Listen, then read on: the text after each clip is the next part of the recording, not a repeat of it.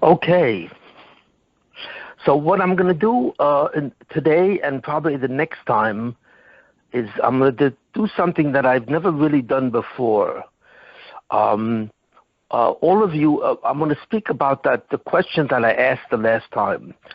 But what I'm going to do today, I'm going to mention different pieces of Torah that I've mentioned in the past. Some of them you know and some of them you don't know. But what I'm going to do is I'm going to bring them all together in a holistic whole. You're going to, for the first time, see a tremendous, what I consider a tremendous unity, achdus, how everything fits in together. And suddenly you will have a grasp of something I don't think anyone really has a grasp of. What's been happening to Klal Yisrael in the last 5,000 years? In other words, all the main events that have been happening, what is the meaning of these events and so on. And one of the things I'm going to be doing really is focusing on the last 2,000 years or 2,500 years, which is considered a golus. And I'm going to be discussing the golus of Klal Yisrael for the last 2,000 years. And when I mean the golus of Klal Yisrael, I don't only mean one event. You will think that the golus of Klal Yisrael is fundamentally the Jews being exiled from Eretz Yisrael and living among the Umas Olam, the nations of the world. That's not true at all. That's only one small part of it. The truth of the matter is, if you really look into it, there are 10 different exiles, 10 different goluses that some you know and most of them you don't know, that all characterize the existence of Klal Yisrael as it's been for the last 2,000 years. So this is going to be a very top-heavy shiur on, in a sense, the meaning of human history as we know it. So it's going to be a very holistic view, a very unified view, and it's going to contain a lot of concept that some of you may know a little bit about, but as a unity, as a whole, I'm going to paint a whole picture with both foreground and background, and to answer the question that I've asked last time, okay? And that question was what? Not last time, but the time before. The question was, since the essence of the Jewish people has been fundamentally a guarantee, that Klal Yisrael was guaranteed through the Bris Ben Absalom by Avram Avinu, it was guaranteed that it would see Olam Haba, and so on. And this is what the Bnei Shem did. So what happened for the last 2,000 years? Because the Beit Hamikdash is part of that guarantee. The fact that you can bring korbanos, the fact that the Torah is composed of two types of mitzvahs, performance mitzvahs, those mitzvahs which you have to do, and also rehabilitative mitzvahs, those mitzvahs which exist, which can rehabilitate a Jew if he sinned. So most of the avodah, most of the service that was done in the Beit Hamikdash are really rehabilitative. So all the laws of Tumah V'Tara that relate to the Beit Hamikdash, and all the laws of Kodshim that relate to the Beit Hamikdash and the korbanos, and most of the laws of Moadim, which also relate to rehabilitation of events that should have happened but didn't. So most of that, all of that, I should say, is composed of mitzvahs that have to do with rehabilitation in terms of saving Klal Yisrael and guaranteeing them a position in Olam Haba. So the question that I ask is, if the uniqueness of Klal Yisrael is to obtain Olam Haba in a guaranteed way through its mitzvahs, through performance mitzvahs like thou shalt not steal, thou shalt not commit adultery, and so on, and so on. And if the purpose of Klal Yisrael was to become an agent for themselves and for mankind in terms of guarantee that they would receive Olam Haba, how could the Rebbeinu Shem take away the Beit HaMikdash and exile Klal Yisrael? Because by doing that, the Rebbeinu Shem has removed, in essence, their guarantee. Since the Beit HaMikdash was part of the guarantee of Klal Yisrael to survive, no matter what sins they do, like Chazal say, Yisroel, Afa Pishachoti Yisroel, a Jew, even though he sins, he remains a Jew, which means he remains a ben Olam Haba. He remains a person who can build Olam Haba, not just Olam Hazab. So therefore, how could the Bnei Hashem take away the Beit Hamikdash? And we've been without a Beit Hamikdash for almost 2,000 years. And how could he exile from Eretz Yisrael? Because many of the mitzvahs that have to do with Eretz Yisrael, like the mitzvahs of the Kohanim and so on and so forth, mitzvahs of Matnas Kohuna, many of those mitzvahs are dependent on our occupation in Eretz Yisrael. And the Bnei Hashem confiscated all of those mitzvahs, which has to do with hundreds of mitzvahs. So what happened to the guarantee of the Jewish people to survive in Olam Haba? And this, I left this as a question a couple of weeks ago and so on. I never answered it. I went slightly aside to answer other questions. But now I'm coming back to that. So I'm coming back to that to answer that question, and it's a very extensive answer. In order to answer the question, there are certain principles that I have to say that you really don't know, and that involve all of human history. So I'm going to try, with the help of God, to be able to summarize the major events of human history and to demonstrate that all those events that I will summarize are actually different types of goluses, different types of exiles, and so on. So this is what's going to be. So I apologize if some of you people already know some of the things I'm saying, and many of you people don't and don't know in the order. I apologize slightly for that and so on, but I have to do that to give a comprehensive foreground and background, complete picture of the last 2,000 years and so on and so forth. So just be ready for this and so on, and this is what I'm going to do. Are there any questions before I start? Okay, I think the absence of questions. What?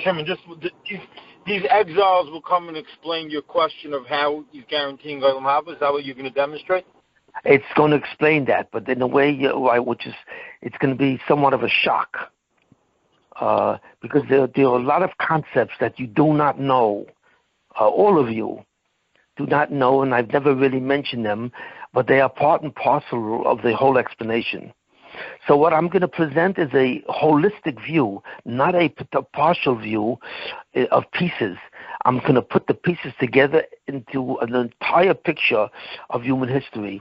And it's going to take me probably this session and the next session and so on and so forth, and maybe the following one to do that. I do want to announce that the next session that I'm going to be given is going to be on the Yortzeit of the Ramchal, the 26th day of Iyar, and the 42nd day of the Omer, which is Yesod Shebi Yesod. That will be the next year, and I will deviate from this program, which I'm describing now, to give a different year based on the Ramchal of the Yortzeit. And it's going to be 2 weeks from Sunday, I think Sunday at 8 o'clock. I think this is what the plan, but you will all be notified exactly of what it will be.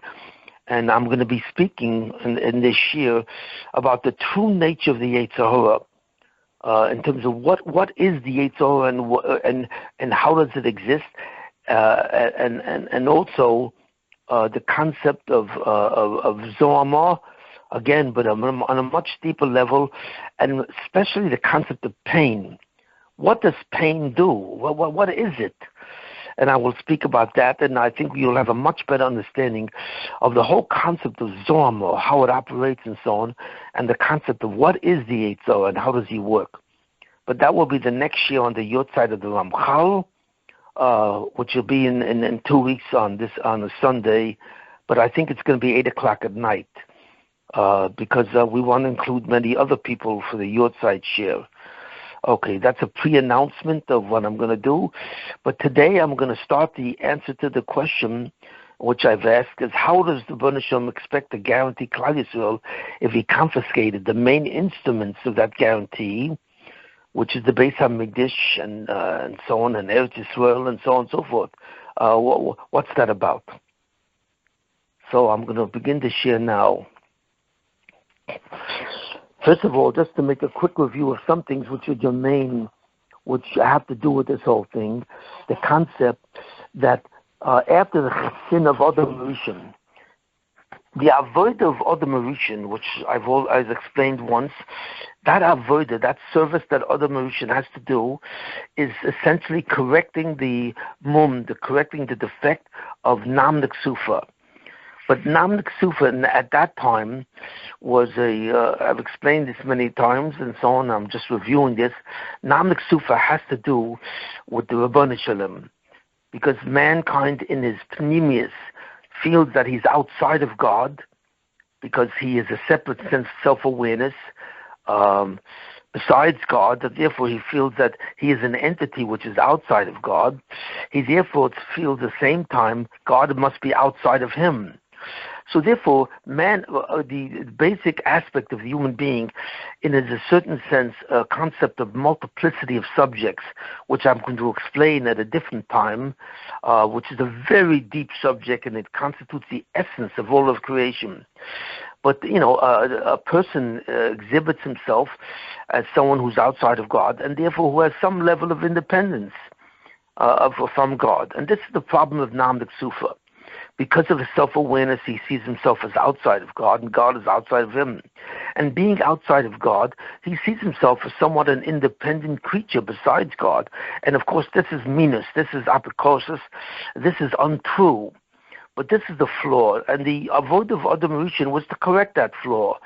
Where Adam Rishon was supposed to, in essence, do the mitzvah, and by doing the mitzvah, obtain a madrega, a category of love, and therefore unify with God.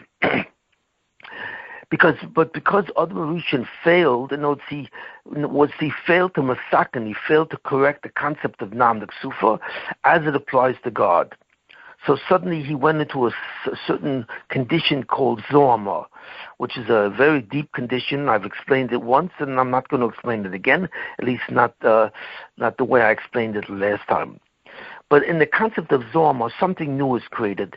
The Rebbeinu Shalom suddenly created a new Zulosai, and this is a very important principle, that what human history is nothing more than the creation of different steps of Zohama. The different steps of the Zulosai. The Zulosai represents the target of the Rebbeinu Shalom to bring to Olam Haba. And the first Zulosai, Zulas means except or outside, and the Zulosai in this case was the Adam Rishon. Adam Rishon was the first Zulosai, and it was his purpose to connect with God. But since he failed to do that, suddenly the Rebbeinu Shalom said, I will never again put the entire fate of the world and Olam Haba in the fate of one man. So I'm going to take from that one man a division. I'm going to divide that person and his neshama into a new Zulosai, a new target for Olam Haba called the Minanushi, called mankind. So now there will be many people who will have to masaken Nam Neksufa besides Adam Rishon. So the Zulosai was expanded to become a macro Zulosai, a very large Zulosai, which included from then on all the people of mankind, which now would be part of the possibility of Olam Haba. But because of this, there was a new category of Nam Neksufa that was created. Nam Neksufa was not only a default where Adam Rishon saw himself as outside of God, but Nam Neksufa was also a fault that was expanded, and it saw himself as outside of all human beings. Every human being, as part of the species of mankind, now sees himself as independent of himself. Every person says, I am not this person, I am separate from this person, and this person is separate from me. And it causes a certain disempowerment, which is the problem of Nam Neksufa. So therefore, mankind was suddenly saddled with a whole new form of Nam Neksufa. Not only did he see himself as outside of God, but he saw himself as outside of all entities. So this fundamentally was a critical contradiction to the existence of man. Even though mankind was considered separate individuals, fundamentally they are not. And this is a very important principle, which I've said before, and I will quickly say again. Mankind seems to be an organism. And what is an organism?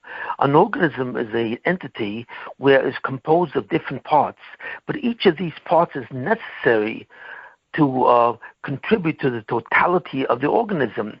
In other words, the human body, for example, is an organism, and it has different organs. Each organ system contributes to the life of the human being.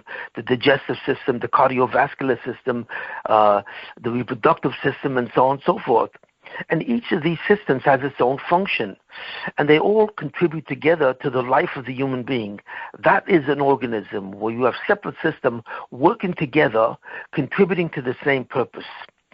And what the Torah tells us is that mankind is really an organism. Mankind is not simply an individual. The Jewish people are not individuals. They are not individuals who are members of the same club. The Jewish people are an organism. In fact, not only the Jewish people, all of mankind is an organism. That means Jews and Goyim, and I'll explain that later on. But they're all part of an organism. Every person is necessary to contribute to the totality of the whole. Because even though the Jews have Olam Haba, the Goyim also have the possibility of Olam Haba, as I once explained. And therefore, everyone together has a certain tachlis that contributes to the vitality of Olam Haba. Every person has a specific, unique task that he himself has to do, as opposed to all other men. And the sum total of the task is the existence of the organism, or the zulasoi, that finally goes to Olam Haba. And this concept of an organism is a very powerful idea. But now that the sin of Adam Rishon has produced not only the default where mankind sees himself as separate from God and not an organism, he sees him as separate from other men and not an organism too. So therefore, mankind has a new avodah that he also has to love his fellow man. So the two most important mitzvahs in the Torah is man's love of God, v'yahavta es Hashem l'kacha, that man must love God, and also v'yahavta l'recha kamocha, that you have to love your fellow man. And this, of course, includes, of course, the Jews. Every Jew must love another. Why? Because the Torah says, v'yahavta l'recha, and you shall love your fellow man, fellow Jew, kamocha, like he's you, because he is you. So the word kamocha, which means you shall love your fellow Jew as yourself, tells us the reason for that mitzvah. Because all Jews are connected together as an organism, so they all have to love each other, which fundamentally rectifies the problem of Namdak Sufa. So now there are two forms of love, the love of God and the love of man. Now that the species of man has been, now that the zulosoi of man has been multiplied as a species, he is required to love every member of that species, since he is an organism. There are no strangers in an organism. Every cell in the body knows every other cell, even though they never met, and they never will meet. The lungs know the cells of the heart, and the cells of the heart know the cells of the kidney. They know each one intimately, even though they were never met. Why? Because they are fundamentally an organism. And an organism is such that every part of that organism knows every other part. There is no such thing as a stranger. The word stranger does not exist. And that's a very important concept. So therefore, now man is an organism with two different beings. He's an organism together with God, because him and God are part of the same formula that produces Olam Haba. And he's now an organism with man, because every member of the human race is part of that organism. So therefore, there is now a default or a flaw with respect to the organism called Namdak Sufa. There's the Namdak Sufa as it relates to God, and that is rectified through the mitzvahs that relate to God, bein adam lamokum. And there's the namdik sufa that relates to other people, and that rectifies itself through the mitzvahs that relate to man. And suddenly 7 mitzvahs were given, where Adam Rishon only had 1 mitzvah that related to God. Now his sons and all the rest of mankind, for the rest of human history, now have 7 mitzvahs. And these 7 mitzvahs tell us how to behave towards God and how to behave towards other men. And these mitzvahs fundamentally remove the principle, the problem, or the cheson, I should say, of Namdik Sufa. So, as of the sin of Adam Rishon, there was a whole new category of mitzvahs. Finally, the Banasham created a new category within the species of mankind that's called the Jew, or it's called the Klal Yisroel, and so on. And the fundamental principle of Klal Yisroel is the concept that what? Klal Yisroel is guaranteed. Whereas mankind in the first 2,000 years was not guaranteed Olam Haba, he could lose it by doing the sins, by breaking the sins of the Bnei Noach. God gave the Torah, which includes not only performance mitzvahs, but also rehabilitation mitzvahs, where if man sinned, he can correct that sin spiritually by going to the Beit Hamikdash, bringing korbanos and other mitzvahs and so on. So therefore, the Jewish people, by having 630 mitzvahs, were now in the category of a guaranteed zulasa. In that category, the Jews fundamentally have two purposes. They have a purpose called the Goy Kodesh, and they have a purpose called Mamlechus Kahanim. As a Goy Kodesh, it means that the Jews are a holy people. They have to obtain a certain knowledge of God and a certain closeness to God. The fundamental tachlis of a Jew is not necessarily the performance of the mitzvahs. The performance of the mitzvahs are only a means to an end, but the end is a devekis. It's a relationship with the Rabbanu Shalom, a love of the Rabbanu Shalom, so everything is done for him. And that's the pasuk, Ubechol Dvochacha De'ehu. You should know him with every one of these mitzvahs. The mitzvahs are the performance-related activities that a Jew has to do to acquire a unique, special relationship with God. And that's called a relationship of a dov kaboy, and thou shalt cleave to him, and that you shall love him. So this is the definition of a Jew, and so on and so forth. Now, there's something that I once mentioned before that I have to amplify. God gave the Jews another purpose.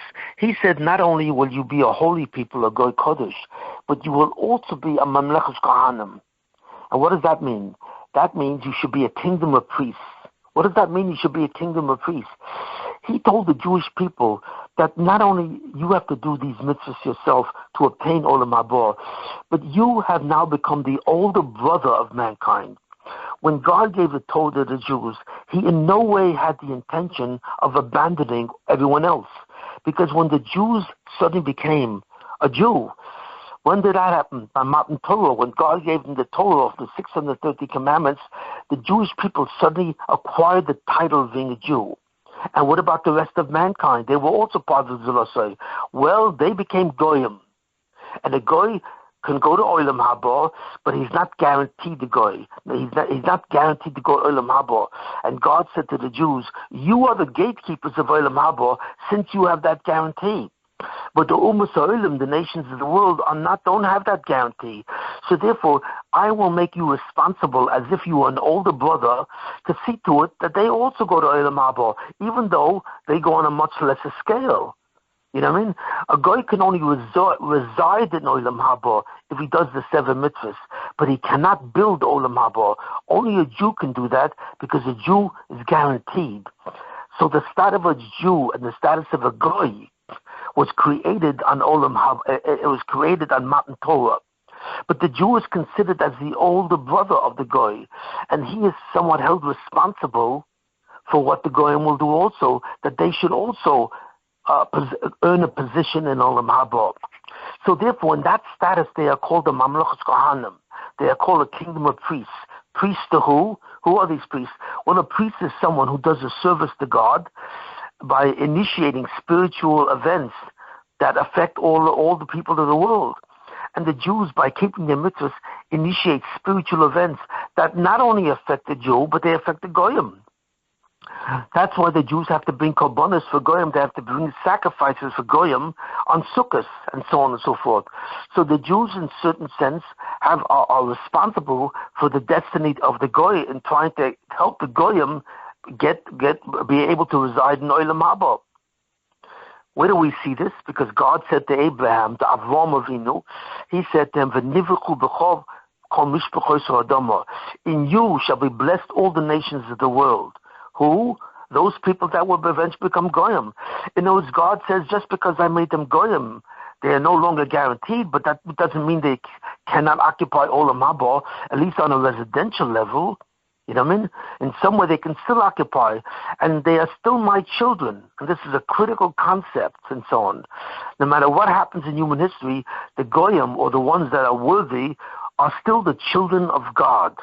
But of course, a lot of things have happened to slightly change that status and so on, and we shall discuss this later. But this is fundamentally the concept of the tachlis of a Jew. That the Jews are a Goy Kodesh, they're a holy people, and they have to create the possibility of Olam Haba by purifying the physical universe so that it fundamentally becomes eternal. It's devoid of time and space, and becomes a world completely devoid of any level of spirituality, and now is eternal. Time disappears, space disappears. And what it's like, I will discuss later on at a different time. So the Jews are the gatekeeper. They are the gatekeeper of Olam Haba. So when Goyim become anti-Semites, they don't understand that they are committing suicide. Why? Because the only one that can obtain for them and guarantee for them the possibility of a future world with God in terms of eternity is the Jew. He's the gatekeeper. When they suddenly turn on the Jew and they want to erase him from the world, they are committing suicide, and that's what's going to happen to them. Every Jew who participated in some anti-Semitic act will probably be annihilated in some way unless you can find a way to save them. Because they tried to kill their gatekeepers. You see it. And Goyim don't really understand. They want to consider themselves a Jewish, or take away the relationship with God and say that the Jews don't have it anymore. But in doing this and hating them and so on and so forth, they are destroying themselves. But that's the concept of what? Of anti-Semitism. Now, because of this concept, there's a very great danger in the Jews' purpose of a Mamlech Kohanim. Even though the Jews are in Yisroel, they were given the land of Israel. You see it? And this land of Israel is a special place, which is considered like an organism, and I will explain that later. But the Jewish people were supposed to live in the land of Israel. See? But the Jewish people were supposed to be the gatekeepers and supposed to be the models, the older brother for all the nations of the world. So God gave them the purpose of a Mamlech Kohanim to be a kingdom of priests for the Ummah Ha'olam. But in a certain way, this endangers the Jewish people very greatly. Because whenever a person goes over to another person and criticizes them, in a sense, by giving him mussar, by telling him, you're not doing the right thing. You have to have a certain relationship with God, and you have to treat each other in a certain way. You have to treat God in a certain way. By being the model or being the teacher to mankind for these Jewish principles, which are fundamentally part of the Torah, you see, they really endanger themselves. Because nobody wants to hear this. Nobody wants to hear that his activity, his behavior is endangering himself. He doesn't want to hear that. He just wants to continue to do the behavior. So when you go over and you start telling a person criticism or telling him that his behavior is wrong, that person begins to see not simply your message is dangerous for him, but he also sees you as dangerous for him. In other words, the people who have to listen to this message, which are the Goyim, suddenly see the Jew as a threat. And what's a threat? Because the reason why Goyim hate Jews, at least one of the reasons, not the main reason, because they can't stand the Jew is always mouthing off these moral principles, which he's saying, I feel that I can't listen to this stuff. The Goy doesn't want to hear the word no. The Ten Commandments says the principle of the word no. What Adolf Hitler hated Jews, the reason why he hated Jews, because he once said this in an interview with a reporter. The reporter asked him, why do you hate the Jews? So he said, because they have given us the most toxic principle of all. And what's that? That we have to accept the word no. If we have a will and we want to do something, the Jew comes along and says, you can't do it. God doesn't want that. So the Jew believes in the supremacy of God. The supremacy of God to dictate human behavior. And I can't stand that. That's the most toxic principle of all. So therefore, the Jew is the fundamental poison, the fundamental enemy of mankind. Because the only morality mankind has to have is the morality of the word yes. Whatever mankind wants to do with his will, the answer to that must be yes. I don't want to hear the word no, because mankind is the most superior species on earth. And mankind is supposed to control the world and control the universe fundamentally. And therefore, I don't want to hear some nation, because of some principles that it has, exhibit the word no and listen to God. That's why I hate the Jew. And when the reporter said to him, well, what about the Christians? They also believe in this stuff. He says, it's a Jewish sect. Christianity is nothing more than a derivative from Judaism, and I'll explain that later. And therefore, it's not an original. It's the Jewish people with their 10 commandments that are the original, and they have to be removed from the world. That's why I hate them, and my whole purpose is to annihilate them. And even when the German generals told Hitler towards the end of the war, you can't use the trains to transport Jews to concentration camps. We need those trains for armaments. We need those trains for troops. We need these trains to transport our troops and armaments to the war effort. We're going to lose the war if you keep on taking the trains to transport Jews to concentration camps. So Hitler said to them, don't tell me what to do. My purpose is to remove the Jew from the world, because he has introduced the most toxic principles known to mankind. Mankind is a supreme being in the universe, not God. So therefore, I don't want to hear the word no. You cannot do this and you cannot do that. Thou shalt not. I don't want to hear the word thou shalt not. I only want to hear the words thou shalt. Whatever I want to do, I can do. Because why? Because morality is will. The very fact that if I want the possessions of another person, I can kill him and take those possessions. If I want to take his wife, I can kill him and take his wife. My will is the dominant force of morality. There are no principles above me that I have to listen to. Therefore, I have to annihilate the Jew. And he told this to his generals. Don't tell me what to do with the trains. My ultimate purpose, I am he didn't say it, but they say he was like the Mashiach of Amalek, and he believed that only the annihilations of the Jews will be the fundamental healing of mankind. And he told this to his generals, don't tell me what to do. So we have to understand World War II is really the war of Amalek, which is Hitler, and the Jewish people. It wasn't so much a war between Hitler, Germany, and Europe. It was attending a war of the world. Eventually, Hitler wanted to conquer the whole world, specifically for the purpose of taking the Jews from every country in the world and killing them in concentration camps. That was his central idea, in order to accomplish what he wanted to do. You see. So therefore, we see that fundamentally that the Judaism, the Torah, is a very dangerous thing. When the Jew goes over and tells the guy what to do, he instantly becomes an enemy to the guy. The guy doesn't really want to listen to him. So therefore, he is in fundamental danger. So therefore, why does God give him that tachlis? God should say to a Jew, you are a goy kadosh. You have to keep the Torah yourself, so you have a guarantee of olam haba. How could God tell him to become a messenger to all of mankind, to assist mankind in also acquiring olam haba? Because there's a threat to that job. So there's a certain answer. There's a real big answer that fundamentally no one really knows.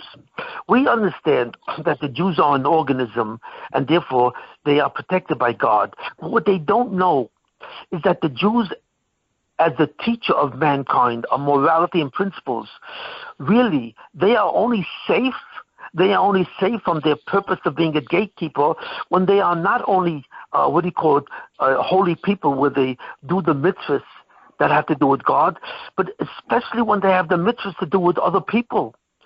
By being Masakin Nam Neksufa, this is a critical task of the Jews too. The Jews have to demonstrate to mankind that every person in the world is part of the same organism. There may be differences in level, in madrega, but still every person in the world is part of being an organism. You see it. And when the Jews teach mankind that principle, how? By acting that way. And the Jews have to act as an organism just as well as they have to teach the principle of an organism. When the Jews start breaking down that organism and they suddenly start to disrespect each other and they start to hate each other and they start to compete with each other and they start to judge each other, they are actually destroying this principle of an organism. So therefore, what they're doing, they are taking themselves out of the class. Because even if they keep the mitzvahs between them and God, and they admit the concept they are an organism with God, and therefore they have to love God, if they destroy the principle of being an organism with other people, they are only half of an organism with them and God, but their relationship with other Jews is only half, because they don't believe that anymore. So suddenly they are in danger, and this is what God says to them: I will only protect you, and no person in the world, there will not be a guy in the world that will have any power over you. I promise you, I will always protect you from the Ummah, from the nations of the world. You have nothing to worry about, as long as you keep the concept that you are part of two organisms. You are part of an organism with me, and in Olam Haba you will be dovik to me as an organism, and part of Olam Haza you are dovik to every other Jew, because you're one nation as an organism. There are no strangers amongst you. Every one of you has a purpose to contribute to the totality and the existence of the whole. But as soon as you dismember that, as soon as you say, okay, I'll have a relationship with God, but I will not have a relationship with another Jew. I will see him as a competitor, or I will see him as an enemy, whatever you do, and I will see him as a combatant, or I will be confronting him. You then defy the definition of a Jew, because the definition of a Jew incorporates both of these principles of an organism. And therefore, I no longer will protect you. You cannot survive, really. Even if you believe in me, if you fundamentally don't believe in the organismic characteristic between other Jews, you will defy the definition of a Jew. And suddenly my protection will not be there, mitzad hadin, according to justice. I will try and protect you according to the attribute of mercy. I will not suspend that.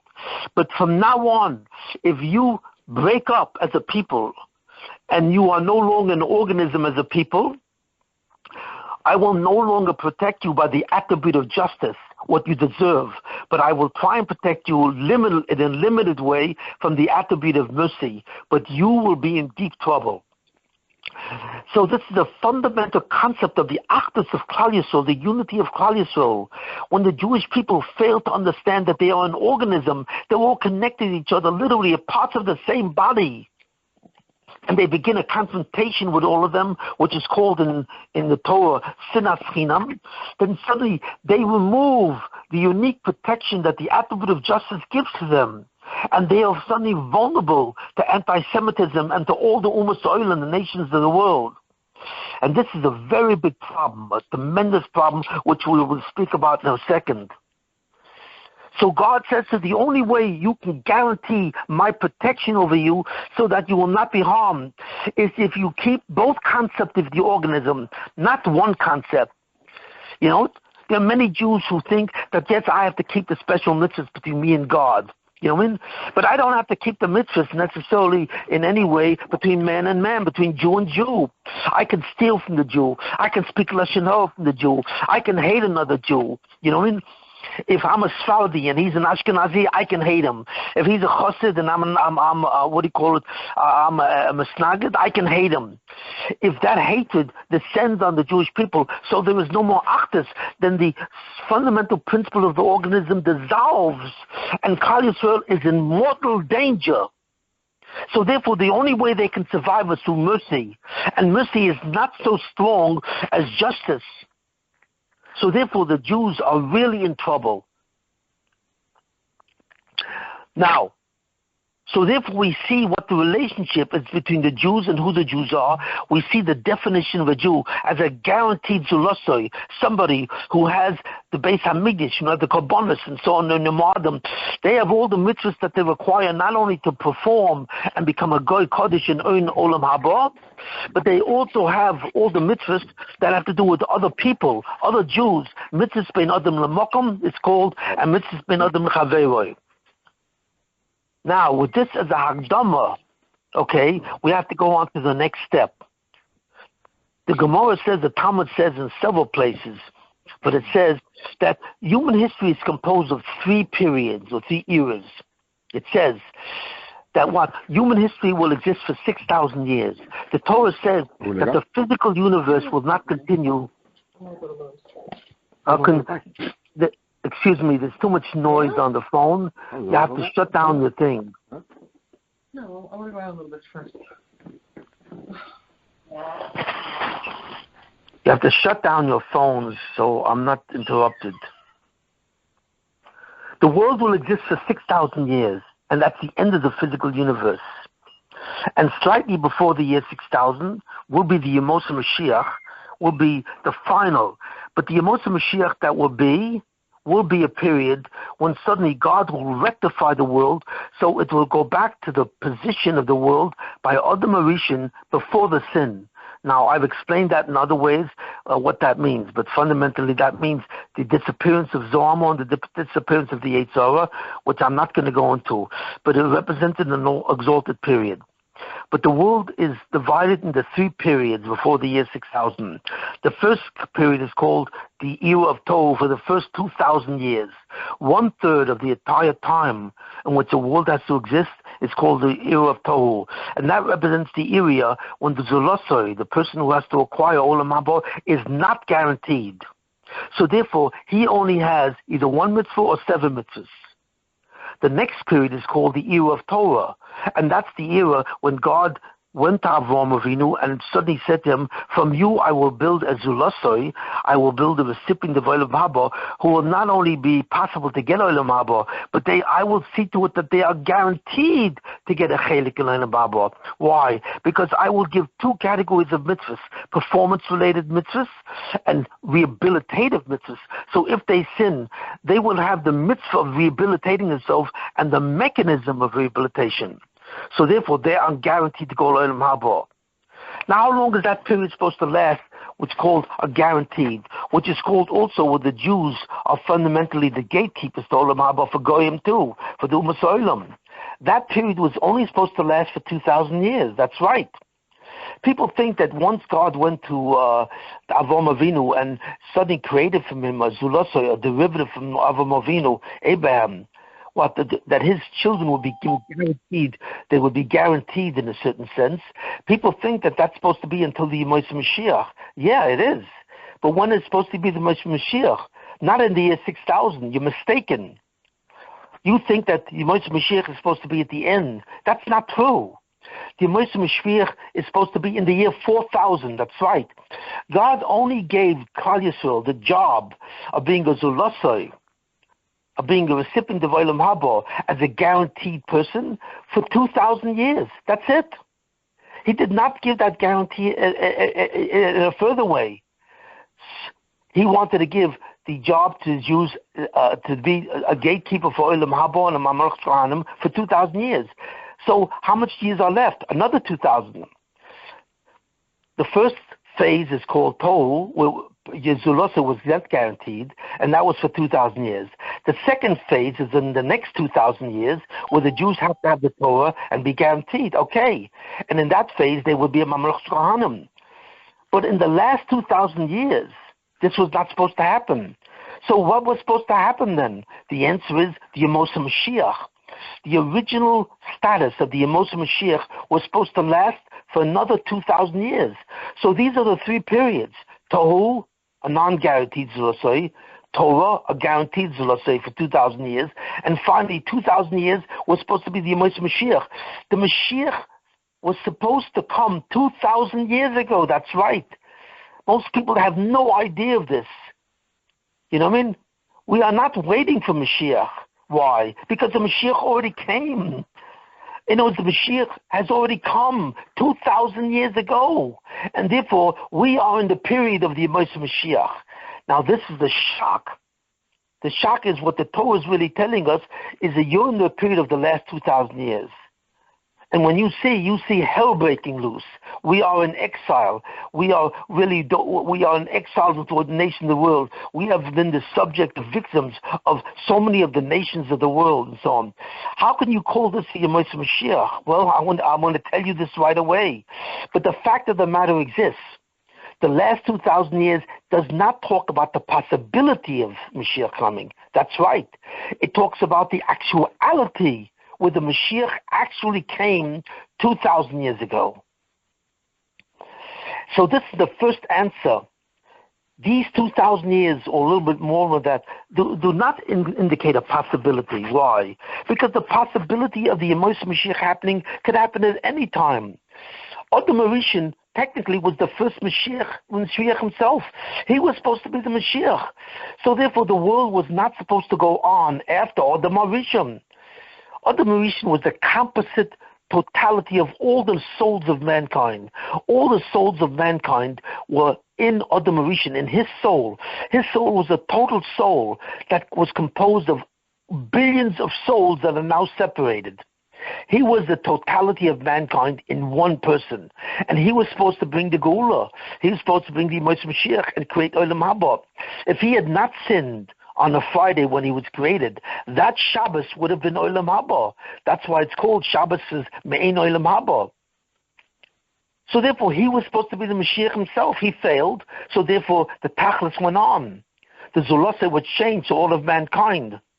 So therefore, and then finally the Zulasa was further changed in the second period called Torah, where the Zulasa became a system of an older brother and a younger brother. You see it. So it changed from mankind. It came which was homogeneous. All people in that period of Torah were equal in a certain sense regards Olam Haba, but they weren't guaranteed. But in the second Tekufa of 2,000 years, which is called Torah, suddenly mankind was differentiated between an older brother and a younger brother, the Jew and all the rest of the nations of the world.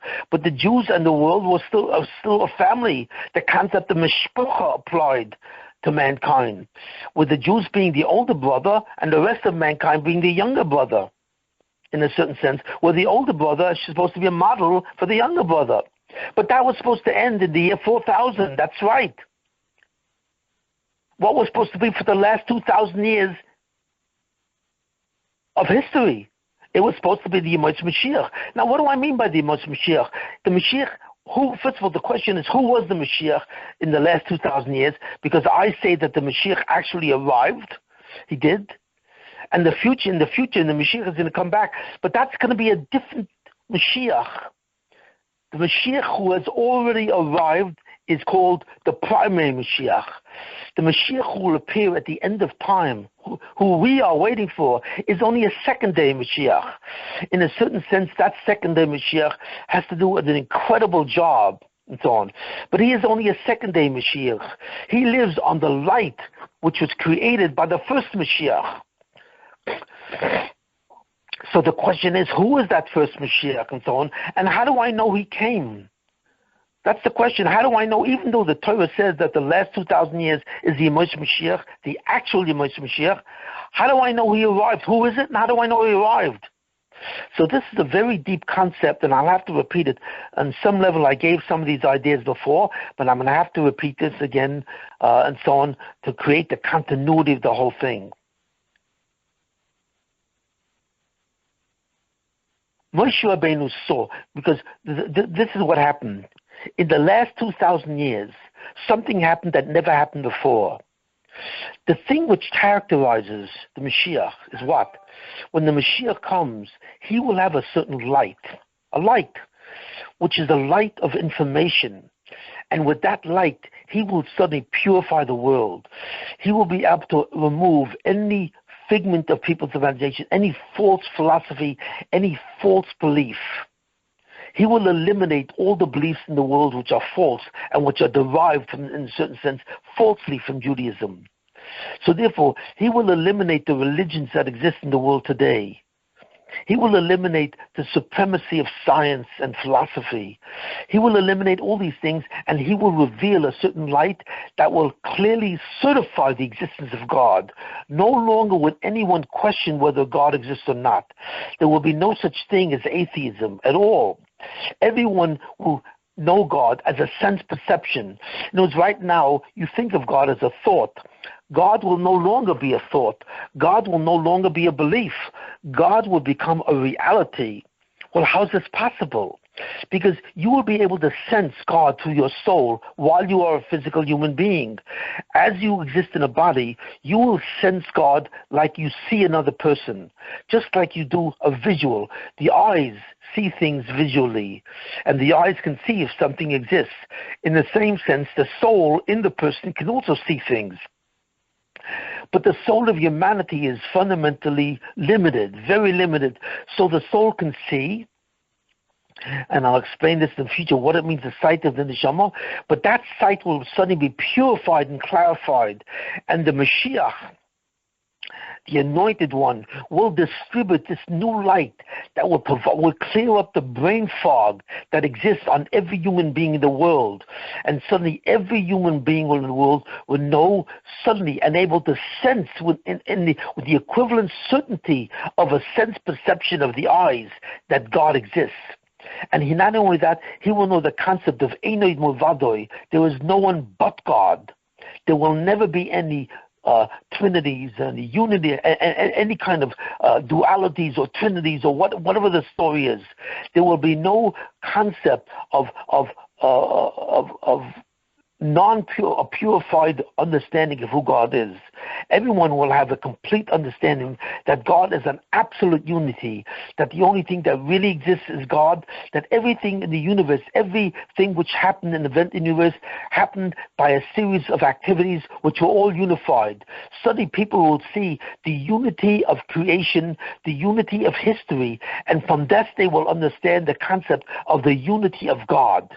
And it will be clear to them as if it was a sense perception, because suddenly the vision of the soul will be opened up, and it will be allowed to envision God from its faculty of sight, which is the faculty of haskalah, of understanding, and I will speak about later.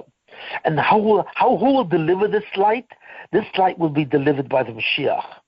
Well, was this light delivered? Yes, it was. God dictated that in the year 4000, this light will come down to the world. That's right. This is the messianic light. This is, when it says, Hashem, and the earth shall be filled with the knowledge of God like the waters cover the sea. How do you do that? How can you fill the world with the knowledge of God in such a way as equivalent to the earth being swallowed up by water? Through this messianic light. This messianic light is also called the 50th gate. Chokhmah, which is wisdom, is composed of 49 gates, 49 levels. And the 50th level is the messianic gate. It's a level of the light and understanding which Mashiach has. And when that light comes down to the world and it descends on a certain person who will become the Mashiach, right? Then that is the messianic light. That's the equation. A certain individual called the potential Mashiach will suddenly receive this 50th gate, a certain level of light which suddenly clarifies everything, and this will descend on top of the Mashiach. It will descend as a soul connecting to his soul. You see it, and he becomes the Mashiach himself. That means anointment. If the Mashiach is not connected to the 50th gate, he is not a Mashiach. He is only a candidate, a potential Mashiach, but he is not the anointed one. To anoint the Mashiach means that the 50th gate will descend and unify with his soul. So suddenly that anointment, that activity of anointment, suddenly enlightens him to such a level that he will not only be the smartest person, he will be smarter than Moshe Rabbeinu, because the Torah says that the Mashiach is greater than Avraham Avinu, it's greater than Moshe Rabbeinu, it's greater than the Malachim. The mind of the Mashiach is superior to the mind of every living creature. Where that is a person, that's a malach, an angel. There's no angel in existence that will have more information and a greater clarity than the Mashiach himself. This is the top position in human history, and that's who the Mashiach will be. And how does he do that? Because suddenly he unifies with the 50th gate, which descends on him. He becomes a vessel or vehicle of this light. It descends and unifies with him, and that's his anointment. Well, so what do you say about that? Did that happen in the year 4000? Well, all of you say no. I don't know any person who has ever accepted this level, but all of you people don't know what really happened. there was a certain figure that it happened to. That's right. His name was Rabbi Akiva ben Yosef. And what happened was the 50th gate came down to the world and descended on him and connected to him. Bingo! He became the anointed one. Now Chazal don't tell us this. They tell us this indirectly. But he became the Mashiach itself. How do I know this? What makes this obvious? And that's why the year 4000 is considered Yemos Mashiach. It's considered when the Mashiach is anointed.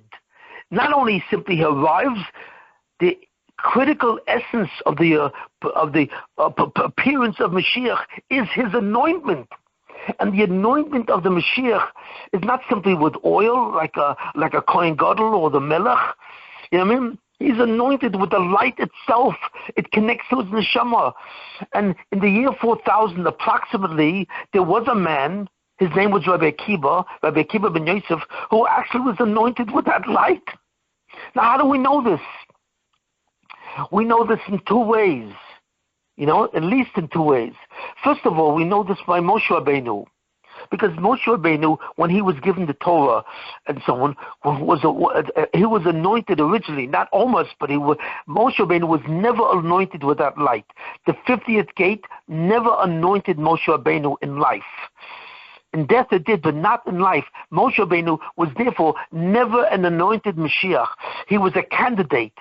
But he was more than a candidate, because he created the possibility where the Torah would almost be given to be anointed. And how? When he went up to the Torah, when we celebrate Shavuos, we celebrate the giving of the Torah.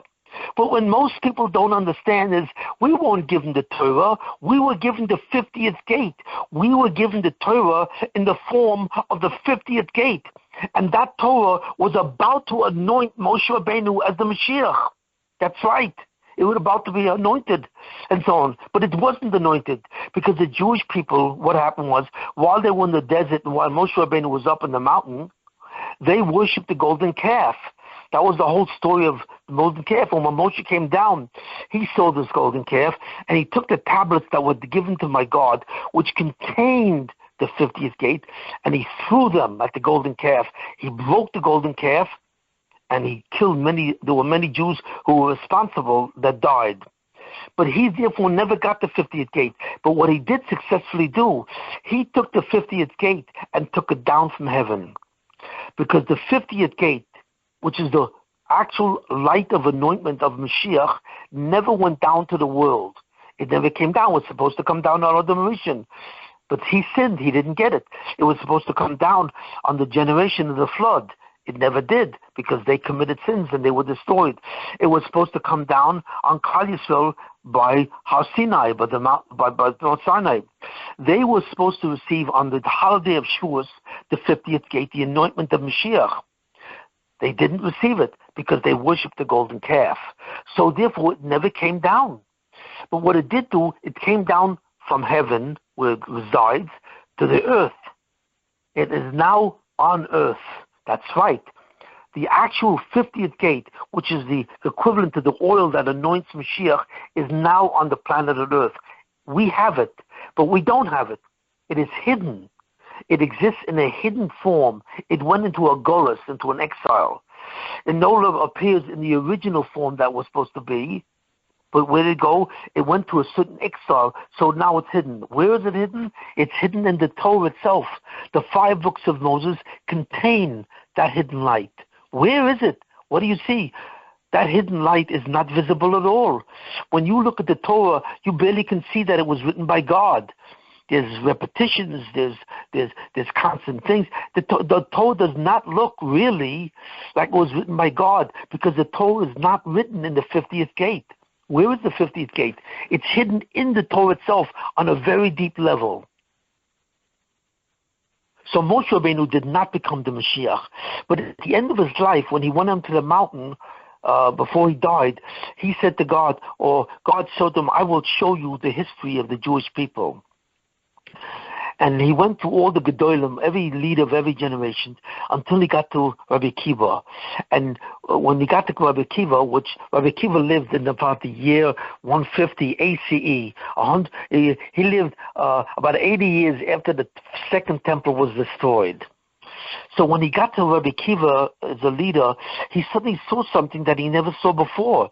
He saw Rabbi Akiva was giving a shiur, and Rabbi Akiva was teaching the significance, the halachic significance of the tagin.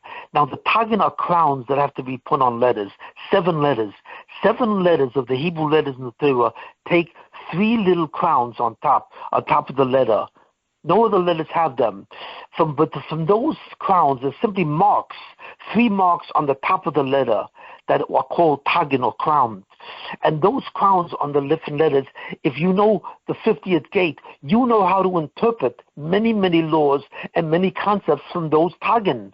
Now Moshe Rabbeinu himself could not do that because he did not possess the 50th gate. But he said to God, he said, what? There's a man who can actually do this to the tagin?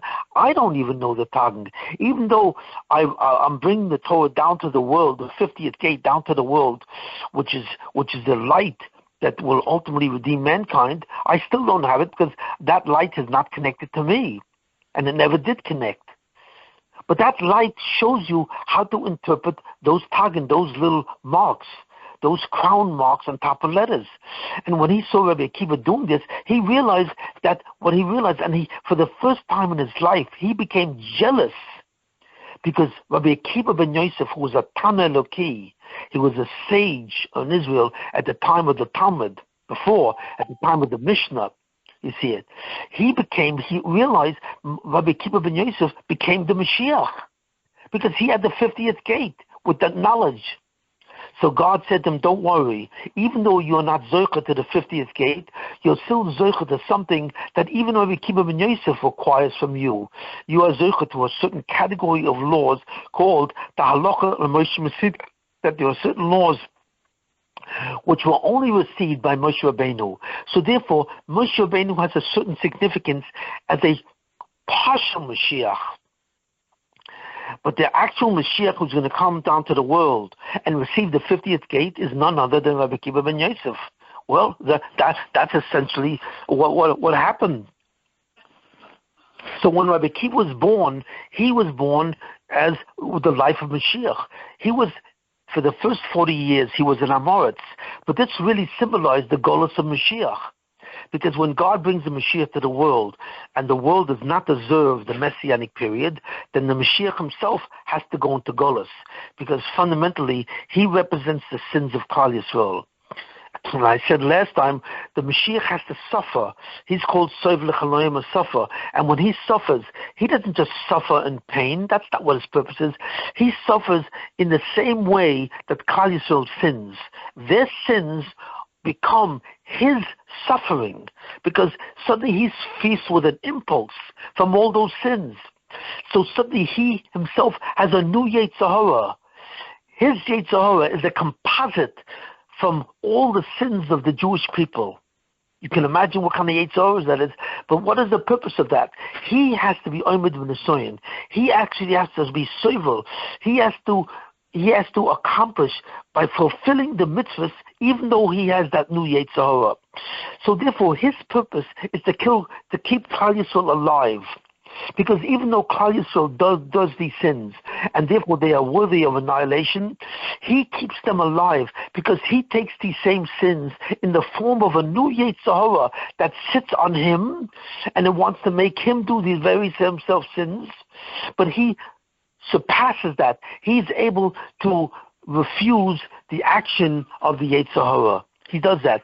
And by his being a tzaddik, that's why Yosef is called Yosef Tzaddik Yisroel Olam. By keeping the mitzvah, which that Yetzer Hara represents against, he, in that chus, is able to save Klal Yisrael mitzad adin. Why? Because he's related to Klal Yisrael. How? Because Klal Yisrael is an organism. That means every Jew is related to each other. There's no such thing as a separate organ. The stomach does not exist separately from the lungs of the heart. It's all an organism. So therefore, in essence, he relates to Klal Yisrael as an organism. He's part of the organism. But he has a superior quality because he has the ability, by holding off the impulse of the Yetzer Hara, which illustrates the sins of the Jewish people, and by fulfilling the mitzvah of not doing these sins, he therefore saves as a member. he saves as a member of the organism of Klal Yisroel, as part of the Achdus of Klal Yisroel. He's able to be Megan. The word is Megan. He shields Klal Yisroel from the Midas Hadin. He functions, especially the Mashiach ben Yosef, he functions as a shield on Klal Yisroel. So the Midas Hadin does not accuse Klal Yisroel and so on. So therefore they survive, but they survive with their sins, but they still survive, and they survive in a madrega called Zoamor. So therefore Moshe Rabbeinu saw that Rabbi Akiva was this man. He was this man. Now how did Rabbi Akiva get the 50th gate? Since Moshe Rabbeinu put the 50th gate in the Torah itself, and therefore was hidden, how did Rabbi Akiva ben Yosef get that? How did he derive it? He didn't. You see, you have to understand something very deep. Rabbi Akiva did not derive the 50th gate because he received it from heaven. No. Only Moshe Rabbeinu received the 50th gate from heaven. He brought it down to the world. But since he couldn't access or become part of the 50th gate, he hid the 50th gate, and by bringing down a new series of tablets, he brought down a second Torah on Yom Kippur, so that the first Torah of the 50th gate was absorbed in the second Torah of Yom Kippur. So therefore it was hidden. So he succeeded at least in bringing down the 50th gate, which is the anointment of Mashiach, from heaven, from the Shemayim, where it never came down, to the earth. But he could not free it so that he can take a piece of it and put it on top of him. He couldn't do that. So he never became a full-blown Mashiach. Only Rabbi Akiva was able to do that in the future. But how did he bring it down? And so on. That's the question. So he did not bring it down. I don't believe he brought it down by the same way that Moshe Rabbeinu brought it down, by going up to heaven for 40 days and 40 nights. The last Mashiach, which is in this case Rabbi Akiva ben Yosef, and the final one, who's a second-day Mashiach at the end of time, they do not bring down the 50th gate by going up to heaven, by taking it from heaven and bringing it down. Why? Because that was already done by Moshe Rabbeinu. What he has to do is take it out of the Torah. He's able to figure out how to take the 50th gate from the 5 books of the Torah that we have, from Bereshis, Shmos, Vayikra, Bamidbar, and Dvarim. He's able to look into the Torah, and he's able to expose the 50th gate from within the panemius of the Torah. That's what he's able to do. How do we know he doesn't know that? Because there's a certain medrash that says, the Talmud that says that Rabbi Akiva and 3 other Tanoim, Rabbi Akiva ben Yosef 1, Shimon ben Azai 2, Shimon ben Zoyma 3, and Elisha ben Abuya. These are and Rabbi Akiva ben Yosef. These were 4 Tanoim, and it said these 4 Tanoim entered the gate, entered the garden. The garden is called in Hebrew Pardes, and it says they entered Pardes. And what happened? Only one of them succeeded. Now, it does not say anything about a 50th gate, but it does say that they entered the garden, and we understand that the garden represents the 4 madrigas of Torah. The pei of Pardes represents Pshat, the dalet, the reish of Pardes represents remes, hints, simple meaning of hints. The dalet of Pardes represents drush, and the samach of Pardes represents, from the word Pardes, represents soid, Kabbalah, mysteries. So they were able to derive all 4 levels on the deepest level from the Torah in the form of Pardes, the garden. It's called garden. Torah in the form of a garden, Pardes means garden, is able to represent the total depth and the 50th gate of the Torah. And these 4 Tanoim went into that 50th gate. Now that the Gemara then says there was only one of those people, of those 4, survived. The other 4, or the other 3 of them did not really survive. One of them died, Shimon ben Azai. One of them went insane, Shimon ben Zoma, and one of them became an apicorus. He suddenly found a way not to believe in God, in the unicity, the monicity of God, that He's one. He suddenly began to see God as a duality. Now, how's that possible? He was Elisha ben Abuya. What does that mean? That doesn't make sense. When you analyze that concept of the 4 entering Pardes, something doesn't make sense. if you try and study a book, let's say you try and study a book on advanced physics, right? You try and study it, but because you have no background in physics, you don't understand it. So if you read a book that you don't understand, all that results in ignorance. Your inability to decipher the concepts of a textbook simply results in ignorance. But it says over here that the difficulty in understanding the 50th gate resulted in a destruction. Because one of the Tanoim, Shimon ben Azai, he died. Well, why? If you don't understand the book and you're learning the book, you don't die. You simply remain ignorant. The second one, Shimon ben Zoma, he went crazy. Well, why do you go crazy? You don't become insane because you don't understand the textbook. So why did he become insane? And the third one, you don't become a min if you're reading absolute truth. The 50th gate represents absolute truth. How do you become a min? Because the answer is ego. You see, all four of these Tanoim had a certain ego, but three of them, they had the ego which had a certain amount of arrogance to it, even though it was much less than anyone else, but they have a certain amount of arrogance. And when you have a certain amount of arrogance, that makes it impossible to acquire absolute truth. Because what's the absolute truth? The absolute truth is when you look in the mirror and suddenly you see your reality as it is totally. The image what you see in the mirror is the total truth of your reality. And the ego never allows every man to see his total truth. When you look in the mirror, you see what's in the image. But that image, you never see a true image of yourself because the ego prevents you from truly having a knowledge of self. That's what it is, especially when you're confronted with the absolute truth. So three of them were confronted with the absolute truth of the 50th gate. But because they had an ego, they could not handle it. So therefore, the 50th gate represented a toxic poison for them. It forced them to do something to eliminate the ego and suddenly see the absolute truth of who they were. They could not handle it. Their ego, therefore, destroyed them. It killed one of them. It made one of them insane, and it made the third one into a min, into an apikoros, who suddenly saw God as duality. That's right. So therefore we see from this that the information they were trying to get from the 50 gate was a different type of information that they were after. They were not simply trying to read a book. They were trying to read the book that was the end of knowledge, the end of wisdom. It was the ultimate wisdom. And if you're not ready to receive it, it has a poisonous effect. It has a toxic effect on you. That's what happens when you can't handle the truth. And the Gemara says only one of them handled it, Rabbi Akiva ben Yosef.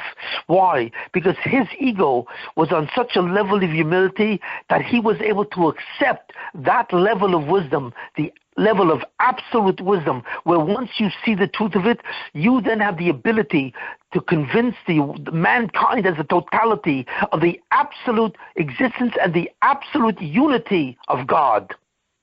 But you can only do that if you are what? Prepared for that. Your ego is on an extremely humble level. And Moshe's ego was that, because it said, the Torah says about Moshe Rabbeinu, for Ish Moshe Onov Mioid. Now Moshe was a incredibly humble man. He was the most humble man in the world. And when you reach that level of humility, like Moshe Rabbeinu, you suddenly become a potential Mashiach. And therefore, he was about to receive the Torah on the 50th gate. He only lost it because the Jews are worshiping the golden calf. Otherwise, he would have gotten it. He did not get it because he had a flaw. He got it because the Jewish people had a flaw. But Rabbi Akiva ben Yosef got it. Why? Because the 50th gate descended to the world. I mean, we already descended, but it was on a level where you could take it out of the Torah. God said, I decree that in the year 4000, you will have access to Yemos Mashiach. Why? It's not because of the Madrega of Akiva ben Yosef. It wasn't the fact that Rabbi Akiva ben Yosef was worthy of it. It had nothing to do with Rabbi Akiva ben Yosef. God decided in the year 4000 that would be the start of the Yemos Mashiach. And the start of the Yemos Mashiach would mean that an individual who at that time had the power to receive that would suddenly have it available to him. The availability of the 50th gate was an event, was a phenomena that had nothing to do with mankind. It had to do with the disappearance of the year 4000, 2000 years with Torah, 2000 years with Torah. The Jewish people had reached a level, according to the chronology of human history, where the Yemos Mashiach had to start. It was not about Rabbi Akiva. It was about the fact that the Yemos Mashiach had to start. That means that the 50th gate had to become available to whoever was worthy of receiving it. And Rabbi Akiva ben Yosef was worthy of receiving it. How do we know that they're entering the Pardes was the 50th gate? Because of what happened to those three guys. These three Tanoim, tremendous sages, were very great, but they all had a flawed ego, and they all had terrible endings. But the only way knowledge can affect you in a toxic way is if that knowledge is the ultimate absolute knowledge. And they failed. And only Rabbi Akiva was worthy to take out that knowledge from the Pardes. So therefore, we know from what Moshe Rabbeinu saw Rabbi Akiva doing, that Moshe Rabbeinu saw Rabbi Akiva in the future take out the 50th gate. He saw him. He saw by the fact that he can douse in the Tagan, that he had the 50th gate. And the fact, the way he did it, that how did he do it? He didn't go up to heaven. He didn't go up to a mountain to receive the Torah. The Torah was already available. It was inside the 5 books of Moses. So he took it out of that. How did Rabbi Akiva? We don't know. No human being knows how did Rabbi Akiva retrieve the messianic light from the 5 books of Moses, from the Hamashiach Torah. We do not know. We do not know how these 4 knew it. But these 4 knew this. You see, this was a Kabbalah, was a part of a Messiah. That Messiah was not apparently known. It was only known by certain people. I do not know the expansion of that Messiah. But Klal Yisroel knew that in the year 4000 would start the Yemos Mashiach. That's right. Even though nobody knows it now, they knew it then. So therefore, 4 of them thought themselves as worthy, and 4 of them thought that if it's available, and that's the key, the Nun Sharabina, the 50th gate, was not simply compelled to leave the Torah. It was not compelled. It became available. Whether they took it or not was up to them. But God made the 50th gate available because he wanted the Yemos Mashiach to start in the year 4000, 2,000 years ago. And it was available to 4 of them. And all 4 of them said, let's go in. Let's go into this concept called Pardes, the garden, because this has the possibility of retrieving the 50th gate, which is now available. So they did it. 3 of them did not make it. 1 of them made it. So therefore we understand in a very deep way that Rabbi Akiva ben Yosef was the Mashiach. For the first 40 years he was in the darkness. And then when he started to learn Torah because of his wife Rachel, he suddenly reached a level 24 years later when suddenly he began to do this. And Rabbi Akiva ben Yosef had the Nun Sharabino. He had the 50th gate. And all the Tanoim also knew that. We also have other proofs that he knew the 50th gate. Because it says he had, in the end, we are now in a period of mourning. We are a period of mourning because the students of Rabbi Akiva died. 24,000 students of Rabbi Akiva ben Yosef. They all died within a short period of time. Why did they die? And because they died, we keep the Sfira. We keep the Sfira now, which is a period of mourning until Lag BaOmer Yeshuas. What it is, we are now halakhically in a piece of mourning. Why are we in mourning? You know why? Because 24,000 Talmidim, students of Rabbi Akiva, died? Okay, that's a tragic thing. It's good. Of course, it's a great tragedy. But the Jewish people have experienced much greater tragedies, right? The Holocaust did not kill 24,000. The Holocaust killed 6 million. And when the Jews were exiled to Rome, that killed hundreds and hundreds of thousands, which is much greater than the 24,000 students of Rabbi Akiva who died.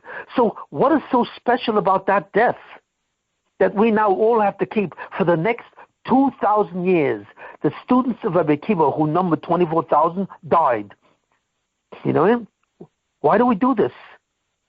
So if you ask people, I don't know if anyone can answer. I don't know what to answer. But the answer, based on what I'm saying, is obvious.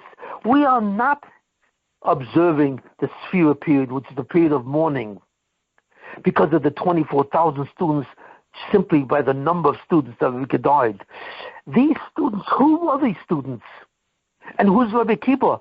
Well, if Rabbi Akiva was the Mashiach with the 50th gate, these students were the lieutenants of the Mashiach. It was they who would then have to go throughout the world and teach the Ummah Ha'olam and become a Mamlachat Kahanim. How would it be possible for the Mashiach to teach the world the Torah and the truth of God? How? Simply, his students were the teachers of mankind and the teachers of the whole world. They would have to take the 50th gate, which Rabbi Akiva would teach them, and they would have to distribute this in the world. They fundamentally are the Mamlachat Kahanim. And when they died, and Rabbi Akiva died, God decided not to bring the Yemos Mashiach. But wait, make up your mind. Did God decide to bring the Yemos Mashiach down? We keep the Sphira, we keep this mourning period, because we are mourning not the loss of 24,000 students, we are mourning the loss of the Yemos Mashiach. And that's really a loss which applies to all of us for the next 2,000 years. The Mashiach ben Yosef was supposed to come. He was supposed to come, and he was supposed to be the Mashiach and bring the Geula. And even though Rabbi Akiva had the 50th gate and the crown, Rabbi Akiva ben Yosef was actually anointed as the Mashiach ben Yosef. He was supposed to be the Mashiach, but it didn't happen. And I will get into this next. But that's why we observe the mourning, because we lost not 24,000 students, we lost the Yemos Mashiach, and that's why we do this. Now we have to go on further and say even more. Rabbi Akiva, what did he think? What did he think? So there's a strange midrash that says something which tells us a little more about the thinking process of Rabbi Akiva ben Yosef. The very strange, it says in the Gemara, it's a very strange thing. Rachel, the wife of Rabbi Akiva, when finally he came home to his wife after 24 years of studying Torah, and he was not from with his wife. His wife, therefore, gave us the schus of a Mashiach. When his wife told Rabbi Akiva to study Torah because he has a very big potential, his wife did not even understand what that potential was, I don't think. But she really told the person who had the potential to be Mashiach to go and study, and she didn't understand it, but somehow she had a sense that he will become a very great man. And he became the actual Mashiach who received the 50th gate from the 5 books of Moses. And when he came back after he came back from yeshiva, and he told her that he was on such a level, he said to all of his students, all of this, the whole 50th gate is in the schus of my wife. Rachel was like whatever, she was a connection to Rachel Imenu, the mother of Klal Yisroel, because she actually, because of the schus of allowing Rabbi Akiva to learn for 24 years and become this person who became worthy, not only worthy, become Mamash the Mashiach himself, was responsible. So that's why Rabbi Akiva said to all the students, Shali v'shalochem, that which is mine and that which is yours. And it was everything I taught you, Shalah, really belongs to her. She has the schus of the Yemos Mashiach, Mamash. So this is what we see of the concept of Rabbi Akiva. You know, now it says another thing that Chazal said to Rabbi Akiva, a certain thing. Chazal told Rabbi Akiva, you think that you're going to bring the Mashiach, and you're going to bring. Chazal don't actually say that you are the Mashiach, but it hints to that. Because what Chazal say, the sages say to Rabbi Akiva, you think that from you will start the Yemos Mashiach. Well, maybe potentially, but it will not happen. Why? Because there's too much sinas chinam. There's too much confrontation between Jews themselves. The Jews themselves fail to have the achtos, which is required for them to be not only a goy kodesh, but a mamlachas kahanim, a kingdom of priests. They lack the unity that characterizes them as the people who will bring the ultimate concept of an organism of the Jewish people itself. So therefore, Therefore, the Yemos Mashiach cannot start now. So they said to him, you will grow grass under your chin instead of a beard before the Mashiach will come in this time. But they hinted at the fact that he had the power to become Mashiach. And they said that the only reason why the Mashiach cannot come is not because they hinted that you're not the one. You know what I mean? They hinted that even if you are the Mashiach, and they actually believed it, you will not be able to bring them because the Jewish people are not zoicha to the Yemos Mashiach, just like at the time of Moshe Rabbeinu.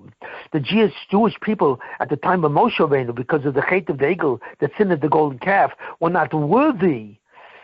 Moshe Rabbeinu was worthy of being a Mashiach, and he was worthy of getting the 50th gate to take it down to the world.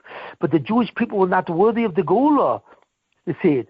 And just like Moshe Rabbeinu could not bring the Yemos Mashiach in his time, Rabbi Akiva ben Yosef, even though the 50th gate was available and it was supposed to be taken out of the Torah, it was available to him, and he took it out, and he was anointed with the light of Mashiach. He still couldn't bring the Yemos Mashiach to all of mankind, to the Jewish people and all of mankind. Why?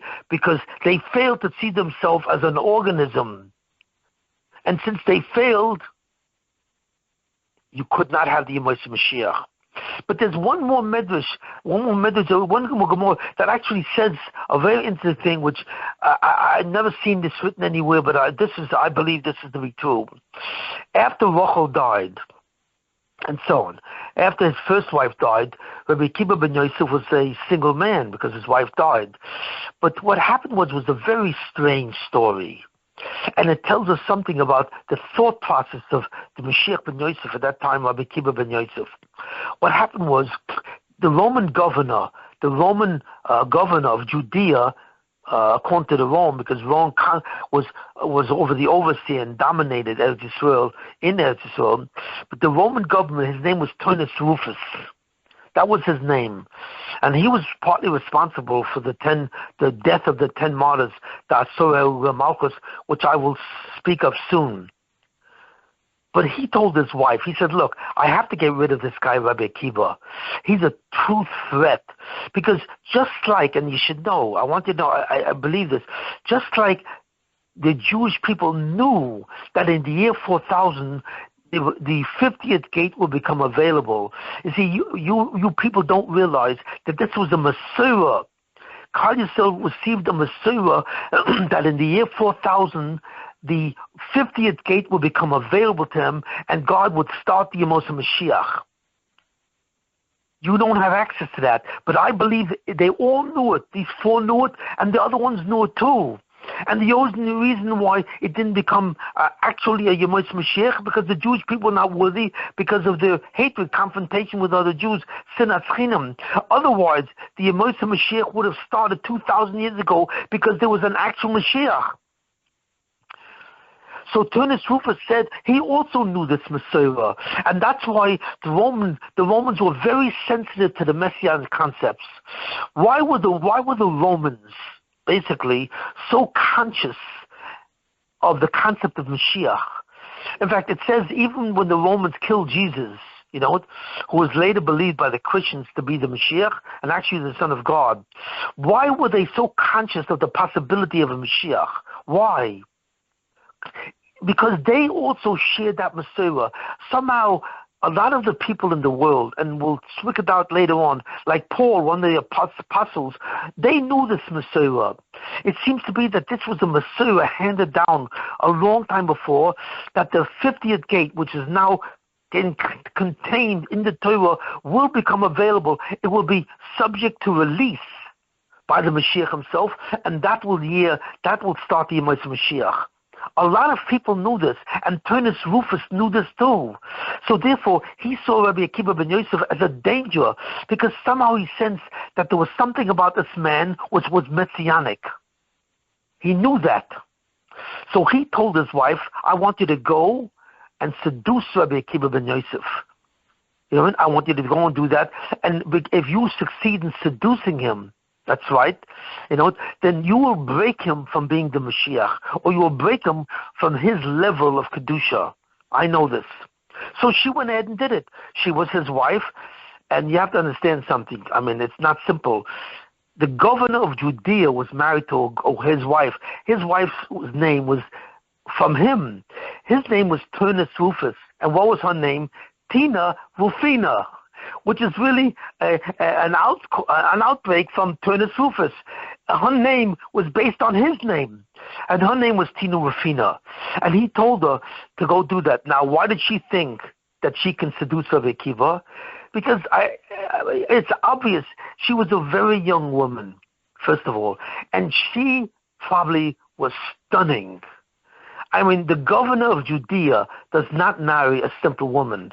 She probably had to be one of the most beautiful women on earth. You know what I mean? On earth.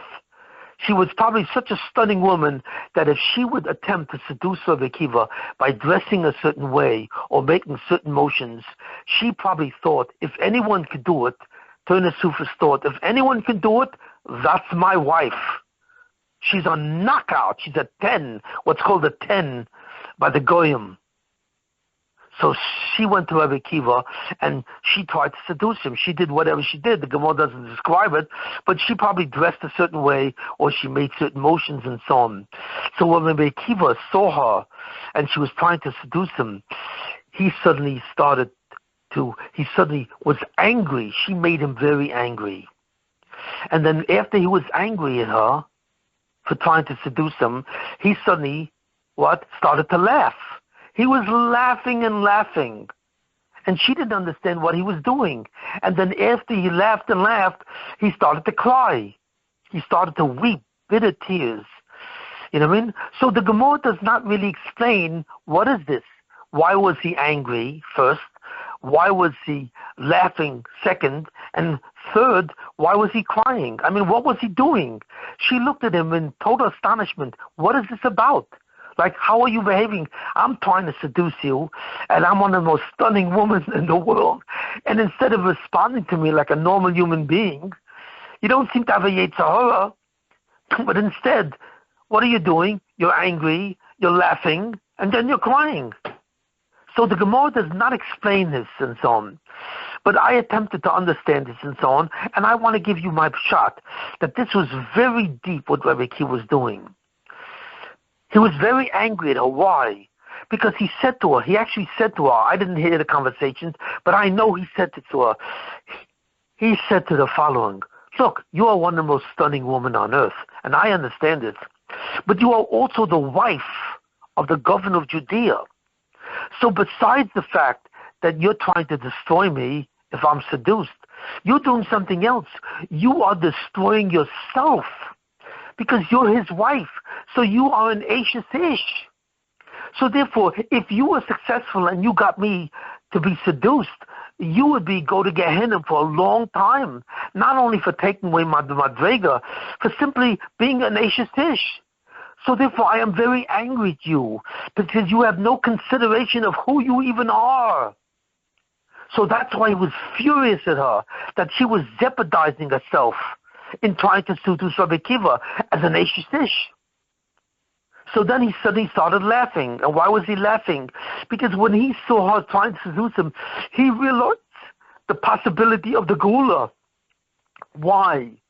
And you have to understand what goes on. It's a very deep thing. It says when God can't bring the Geula, what he does is he hides it. Like it says, Rus. Rus was the descendant of the daughters of Lot, and when they were fleeing from Sodom, the family of Lot, they thought the world was destroyed at that time when they fled to Sodom, when Sodom was being destroyed. So they thought they were the last people on earth. So therefore, his two daughters, had suddenly. They had relations with their father Lot, which of course is forbidden. A daughter having relations with their father is forbidden. But in this case, it was allowed. At least that's what they thought, because they're the last people on earth, and they want to populate mankind. Suddenly, there was an so it was an emergency, and they could have sex with their father, and that's what they did. So what happened by having intimate relationship with the father, they passed on the concept of Mashiach, which was hidden in Lot. It was not in Avram.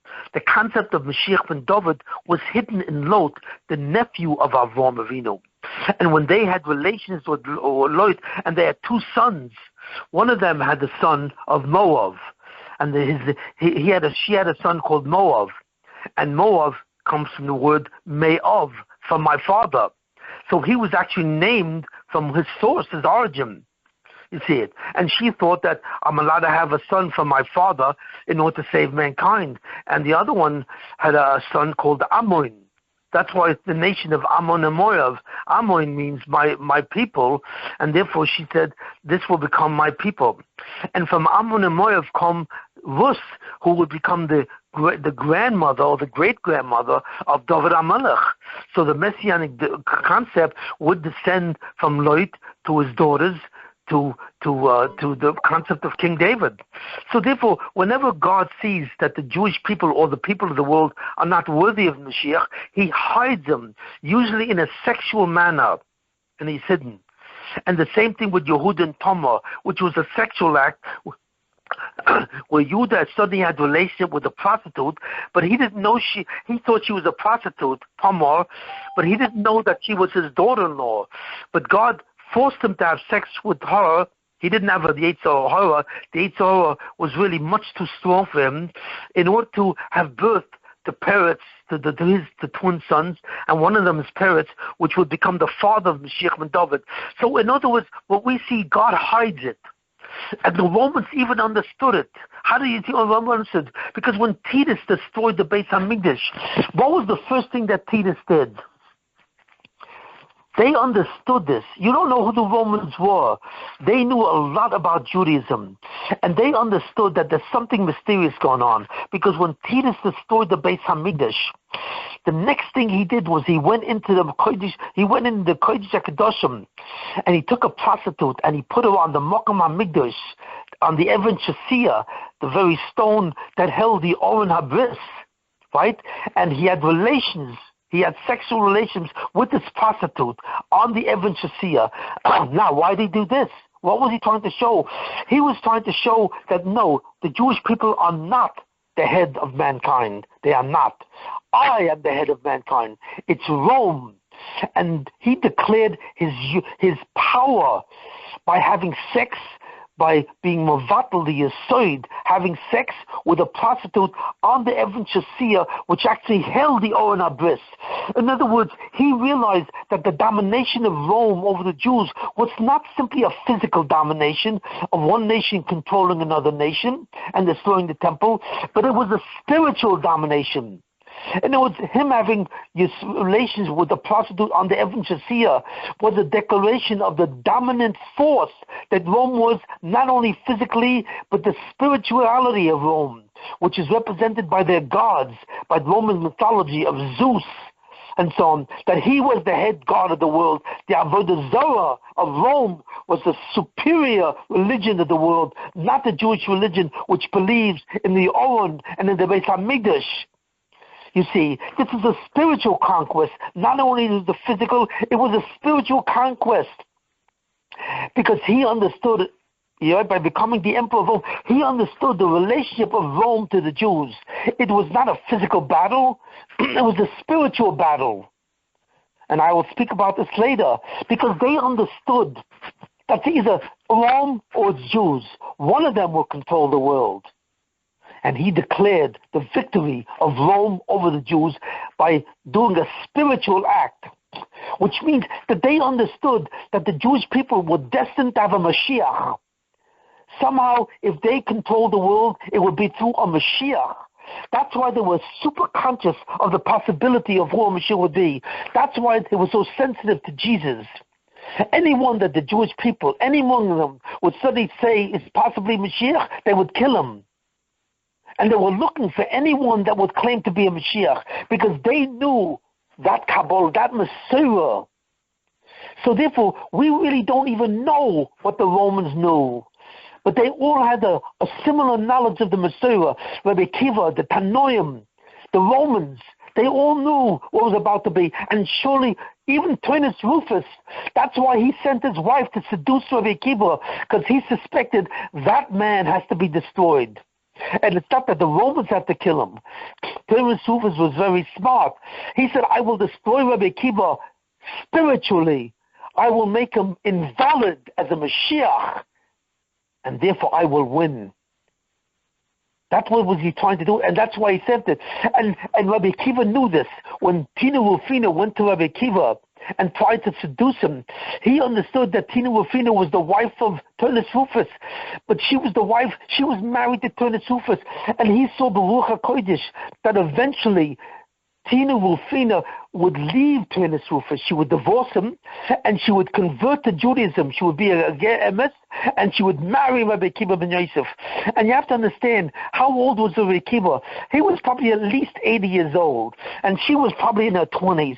She was a stunning girl, and he was 80 years old. But he was so shocked because he saw that he would eventually marry her. And therefore, what does it mean? It doesn't mean that an 80-year-old man gets a 20-year-old beauty. That's how we would think. What a lucky man. It wasn't luck. Rabbi Akiva understood this because he understood the cheshbon of the Banashim, that when the Banashim hides the inyan of Mashiach, he always hides it through sex, and he always gives over the Mashiach to someone else. And the Mashiach itself was in the hands of the Romans. Rabbi Akiva understood this, and it was in the hands of Turnus Rufus. She, in a certain sense, had a certain embodiment of the Shekhinah. Rabbi Akiva saw this, that if he would marry Turnus Rufus, this was the Shekhinah who was in the Golus of Edom, because now the Jews were in the Golus of Edom, that would suddenly be released from Edom and go over and marry Rabbi Akiva, who was the Mashiach ben Yosef for Klal Yisroel. And the transport of the Shekhinah back to Klal Yisroel was the Geula. So when Rabbi Akiva saw what Turnus Rufus was doing, he was laughing. But that laughing was not simply a joke, it was a joy. Rabbi Akiva was joyous because he knew that he was the Mashiach. He knew he was the Mashiach ben Yosef, and he would be the one. But he didn't know surely if it's going to happen. And before the sages told him that, when she came over to him and she said, I'm here to seduce you and so on and so forth, he realized that this was fabulous, that the attempt to seduce him was the return of her, in the guise of the Shekhinah being in her, back to the Jewish people. And he would be the Mashiach. So he saw in the act of seduction that he would be matzliach, he would be successful, and he would be the Mashiach ben Yosef. And that's why he was laughing. That's why. Because he saw the Geula by her determination to seduce him. And then the final thing was what? He was crying. Because what did he see? He saw the death of Turnus Rufus. She would die. Even though she would leave Turnus Rufus, even though she would convert, and even though she would marry him, she would be his wife. In the end, he and her would die. Which means, if the Mashiach ben Yosef dies, there will not be a Geula. So we have a very strange situation. So he realized he will not be successful. And that's what the sages said. You would have been successful, but you're not going to be successful. Because even though you may have the 50th gate and you are the designate, really, but you will not be the one who will bring the redemption. And even though the redemption is supposed to happen now, in the year 4000, because the 50th gate is available and you have it, it will not be available. We will not have the Geula. Why not? Because Klal Yisrael confronts each other. There is no inyan of Ahavas Yisrael. There's no kamocha. There's no organism. And therefore, the Banashim is going to cancel the Yemos Mashiach, even though he's not canceling the Mashiach. You are a Mashiach without a nation. That's right. You have the 50th gate, and it's sitting on you. But it's without a nation, and we will not have the Geula. So we see what's really going on. In the year 4000, there's supposed to be the Geula itself. The 50th gate is supposed to be revealed, and it's supposed to come down on the Mashiach ben Yosef. No, not come down. It's supposed to come out of the 5 books of Moses. And it was supposed to descend on the head of Rabbi Akiva ben Yosef and connect his neshama, where he would become the Mashiach ben Yosef, and Bar Kokhba would become the Mashiach ben David. That was supposed to happen, but it didn't happen because of the sinas of the Jews. You see it. But fundamentally, and Rabbi Akiva saw this when he was crying. He saw the death of Turnus Rufus, and his death would mean the end of that without the Gula.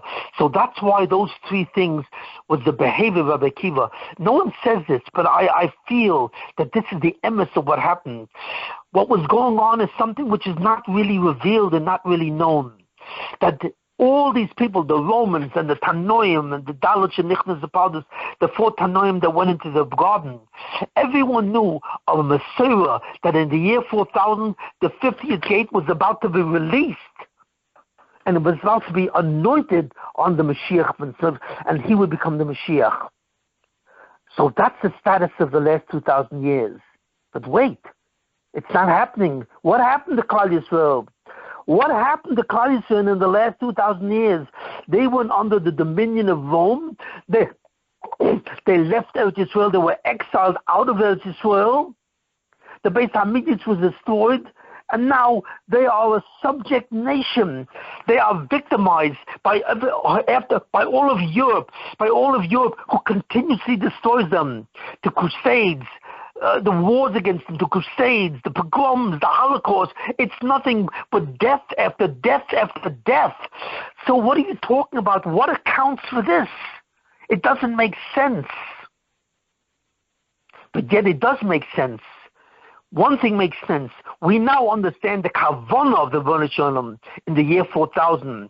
That when the Midrash says that the first 2000 is Tohu and the second 2000 is Torah, it says the third 2000 years will be the Yemos Mashiach, which means there will be a Mashiach. He will start the thing. And the Ramchal says something very powerful. When you look in the Ramchal says there are two Mashiach, Rabbi Akiva ben Yosef, who he actually says this. I mean, I didn't see this.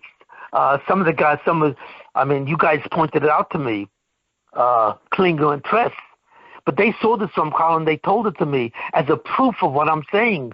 There's no actual proof that Rabbi Akiva ben Yosef is Mashiach. I understand this and I feel this, but I don't actually an exact a clear proof, but suddenly they brought me the proof from the Ramchal, where the Ramchal says that the first Mashiach, the actual Mashiach who suddenly had the 50th gate as an anointed one, was Rabbi Akiva ben Yosef, and he brought down the 50th gate, but he only started the 50th gate, because eventually he died with the Asoro Megamalchus, with the 10 martyrs, and I will talk about that next thing. But he started and he was Mashiach and so on. But the one who will actually finish the 50th gate is the last Mashiach himself. He will complete the 50th gate. And that in completion, at the end of time, that will finally bring the Mashiach. So the question that I have to ask now is, what is going on? What is the last 2,000 years? It has nothing to do with the Yemos Mashiach. Nothing. In fact, Klal Yisroel has been a complete victim. They have lost their whole status. They lost the Beit Hamikdash with the Shrina. They lost the Kedusha of Eretz Yisrael. They're in exile among the Amos. They have been in the exile of Edom for 2,000 years. They have lost the Torah. Everything they have gone. What is happening? What is really happening? It's a very deep thing, and I'm going to tell you next time.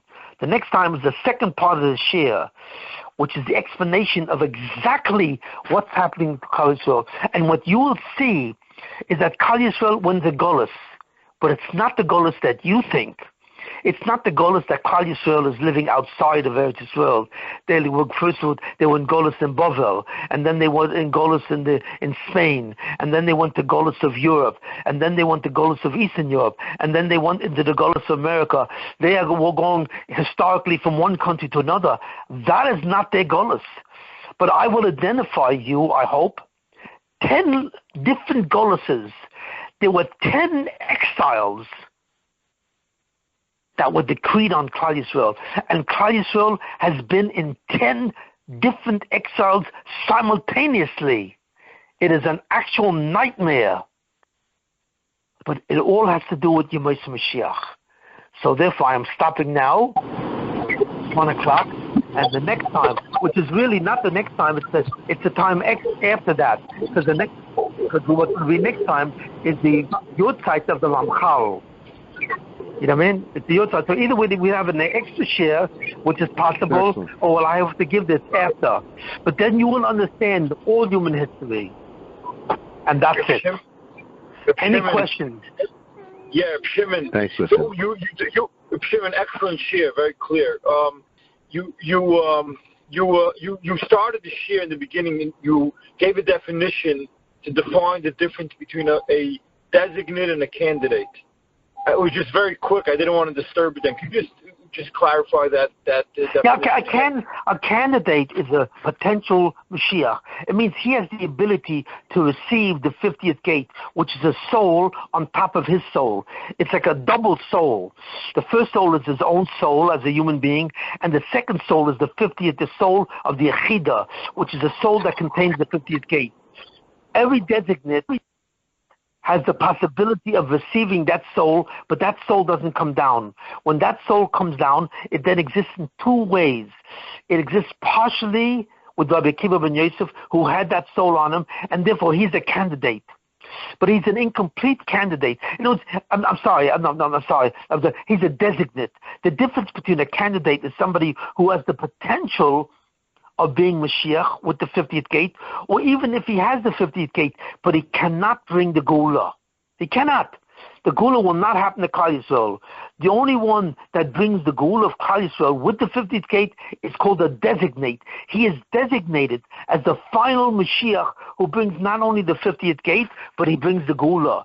If he only brings the Geula partially, it means if he brings the Geula or partially by doing certain things like Moshe Rabbeinu, or he brings the Geula partially by bringing down the 50th gate, but he doesn't bring the Geula to Klal Yisrael, these are all candidates. These are designates. Rabbi Akiva ben Yosef was a designate. Moshe Rabbeinu on a certain level was a designate, but not a total designate, partial designate. But the only total designate that has been appointed by God is the last Mashiach before the year 6000. He brings the totality of it. He not only brings the totality of the 50th gate, and he will redeem all of mankind to release mankind and the Jewish people from the 10 different exiles that are true, and he will bring the Geula to the entire world, and he will convert the world to the Tahara completely, and finally the Kedusha of Mashiach ben David. But that's something I want to speak next time. Do you understand? Reb Shimon, so he's saying essentially that in order for the Nun to come down, you need a Mashiach. The mechanism of that is a Mashiach. Why is the Nun Mashiach necessary for the Nun to come down? The Nun cannot settle only on a Mashiach. The person has to be a vehicle for the Nun Sharibina. No one is a vehicle. People are pieces of Mashiach, but no one is a vehicle for the Nun Sharibina. The Nun can only come down or attach to a certain neshama, and that neshama is a Sovel Chaloim. And those are very special neshamas. The neshama that can be a Sovel Chaloim for Klal Yisrael has the ability to accept the 50th gate. You know what I mean? So therefore, anyone who has the ability to receive the 50th gate but doesn't receive it and so on is called a candidate. But someone who has the ability to receive the 50th gate and actually brings the Geula is a designate. Does that answer your question? So you're saying essentially ties into last week's share because you need the concept of a Sovel Chaloim? Is that what you're saying? Yes, of course. I'm tying it to concept. If you can't be a Sovel Chaloim, you can't be a Mashiach. You cannot receive the 50th gate. So therefore, there are only two people in the world that can receive the 50th gate. And those two people are who? The Mashiach ben Yosef and the Mashiach ben David. There are only two people. One becomes Mashiach ben Yosef, and one becomes the Mashiach ben David. And these are the only two people who can be Sovel Chaloim on the level that's required by the Rebbeinu Shalom to save Klal Yisrael. No one else can do it. So these two people. What don't you understand what I said? I want to just say something. Tell me if I'm right. It means you need a Mashiach ben Yosef to be able to put into a negative form in order. Well, that's something else. I'm not talking of. No, I'm not saying that. I'm not telling you the difference between Mashiach ben Yosef and Mashiach ben David. I'm not going to answer that question now. But I'm saying there are two people who fit the category of Sover Chaloim, of suffering. And they suffer because of their test. They have to override the test of the Yisroel. That's really a symbolic representative of the Yisroel of all Klal Yisrael, in which Klal Yisrael transgresses. That's what's going on. And only these two people can be it. And Rabbi Akiva Joseph was mamash such a person.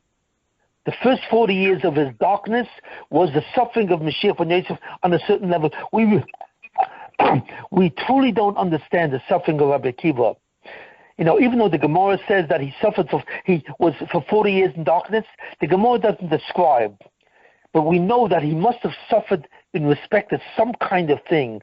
The Gemara does not reveal this at all. And that we don't know. But he becomes the true Mashiach ben Yosef. You see it.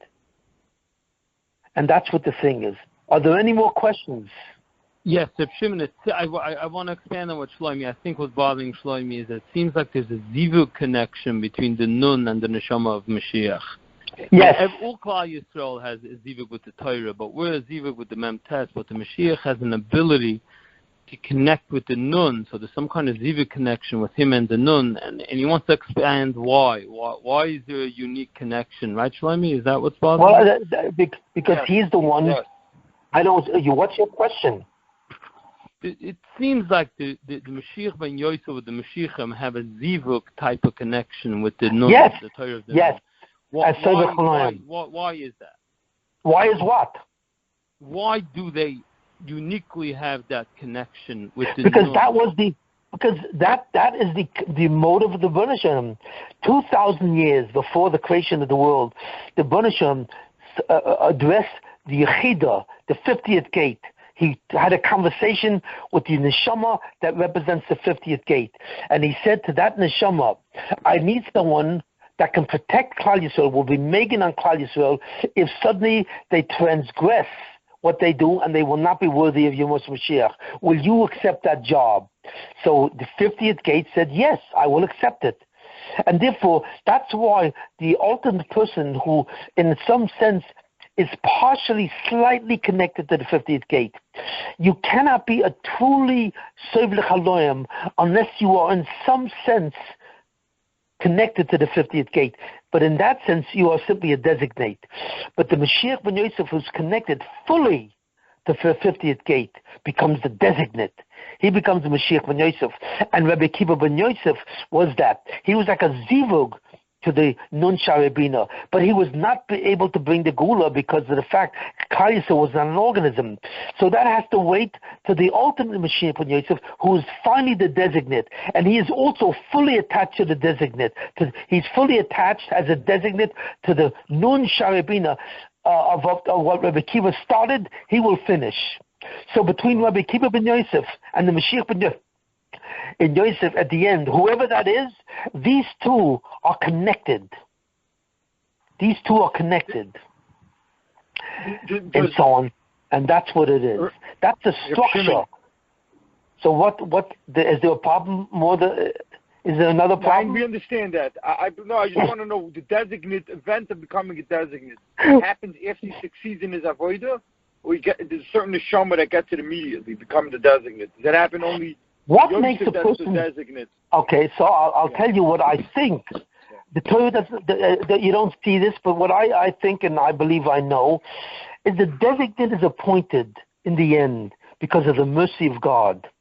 The mercy of God wants to see to it that if he can't bring the Yemos Mashiach, he will put Klal Yisrael in a golus to bring the Yemos Mashiach into the golus. And we'll talk about this next week. But in order to save Klal Yisrael, he doesn't only want to save one madrega. He wants to save almost every madrega of Klal Yisrael. What is that? That means from Jews, non-from Jews, and Moisrim. He wants to go down to the lowest level of what a Jew becomes in order to save them. Once the Bnei Shem decides to save all of Klal Yisrael, he will go to three madregas. From Jews, in a way, non-from Jews, also, who have no shaykhs to the mitzvahs ben adam lamokum, and also people who should not even get Olam Haba.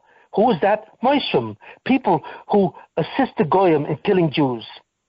So he wants to save these three, and therefore he's going to pick a guy who he knows, the Bnei Shem will pick a guy who he knows in the end will accept that task. Most Mashiach ben Yosef will not accept the task. They will accept the task of being a Sevel Chaloim for Frum Jews.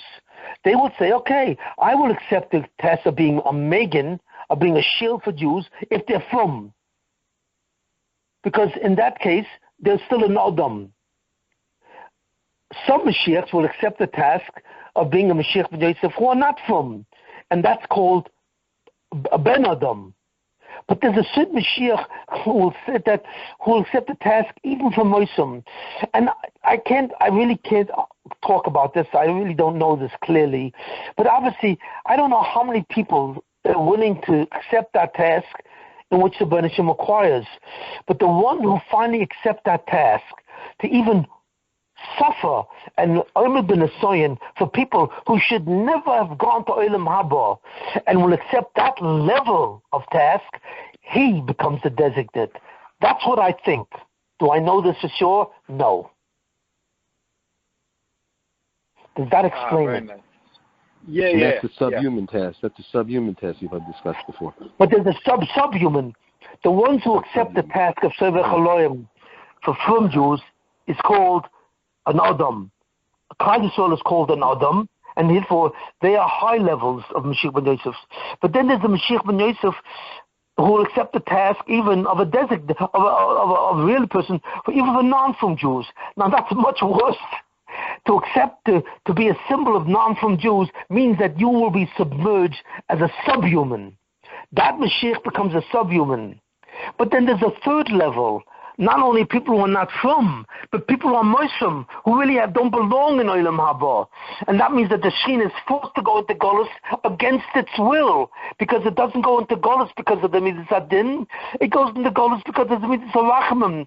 That's the lowest level of Jew in all of history. And this Mashiach will accept that task and become subhuman. Two subs. Subhuman. And the one who's willing to do that, which corresponds to the lowest and the highest level of Rachamim, and the lowest level of Din, and the highest level of Rachamim, is, I don't know how many people will do that, but that's the guy who finally becomes the ultimate designate. And that's who we're waiting for. Wow. This is very powerful. And this is not really known. This is very powerful. But this is the explanation I can give you. Can I say this definitely? No. It doesn't say this anywhere. Not even Ramchal says this anywhere. The Ari does not say that. I don't believe this is said anywhere in Kol HaTorah Kula.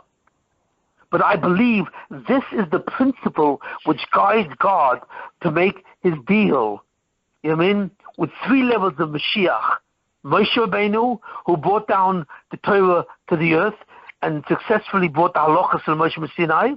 Rabbi Akiva ben Yosef, who is mamash a designate, who brought down the Nun Sharabina attached to him, but he did not bring the Gula. And finally, the designate himself, who accomplishes all three of them. He saves almost just about every person in Klal Yisroel. So I'm giving you the chronology of Mashiach and where he deserves it on each level. But I really have no proof on that. Wow. That proof awaits us in the future. Yeah, I once showed you on Chav there might be a little bit of proof, that kinnis, but... not really. That pasuk in Yeshaya. Oh yeah, the pasuk in Yeshaya, right? The pasuk in Yeshaya is the proof of the Mashiach who is subhuman. Yeah. Subhuman. Yeah, but there is no but there's no pasuk that talks about the Mashiach being subhuman. Okay, fine. But I'm saying the core definition he defines that way, is what I'm saying. The core definition. Okay. Mashiach won't look human because right. Yeshaya says this. Right. Yeah. So I'm explaining pretty well the whole chronology and the whole chronological display of the messianic power and what the Mashiach does from the beginning of time. Wow.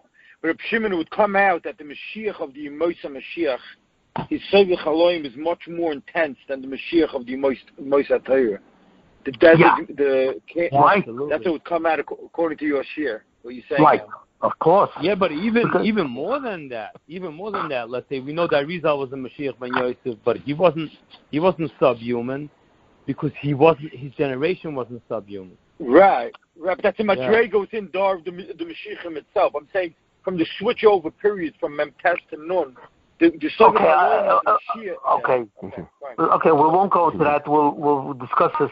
But that's what's happening over here. So I hope you people have enjoyed this year.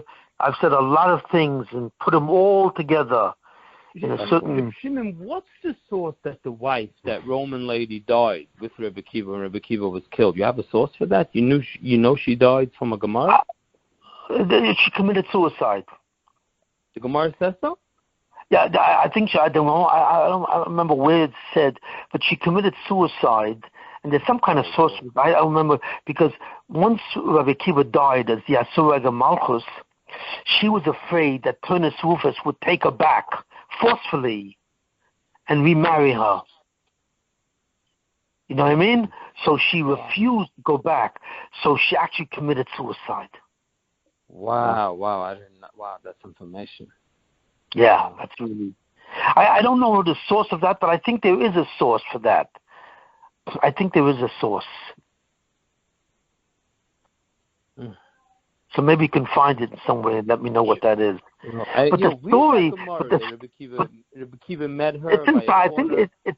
I think it's in Sanhedrin. I don't know where the Gemara on Turnus Rufus. That's a famous Gemara.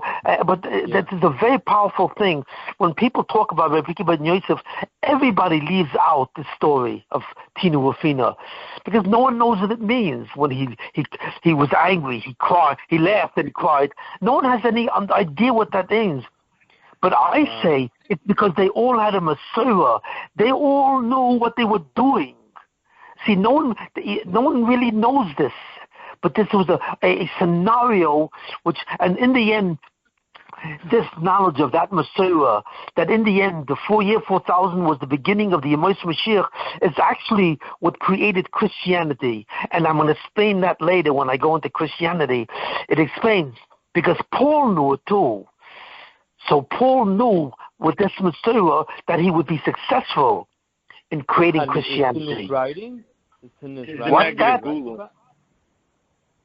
Well, next time I will go on and I will complete the share and I will tell you the 10 different goluses. But suddenly you're going to understand the whole thing from beginning from Adam to us. Wow. Incredible, Shimon. Incredible, wow. Yeah, I mean, because he's touching with the nun itself. I mean, that's what it sounds like. Yeah. So I hope you enjoyed it. There's a Messiah that Ramchal is also part connection to Rabbi Akiva's neshama. And Ramchal was obsessed with revealing the nun. He started to reveal, yeah. But he broke through the mashal. I'm going to explain this next time.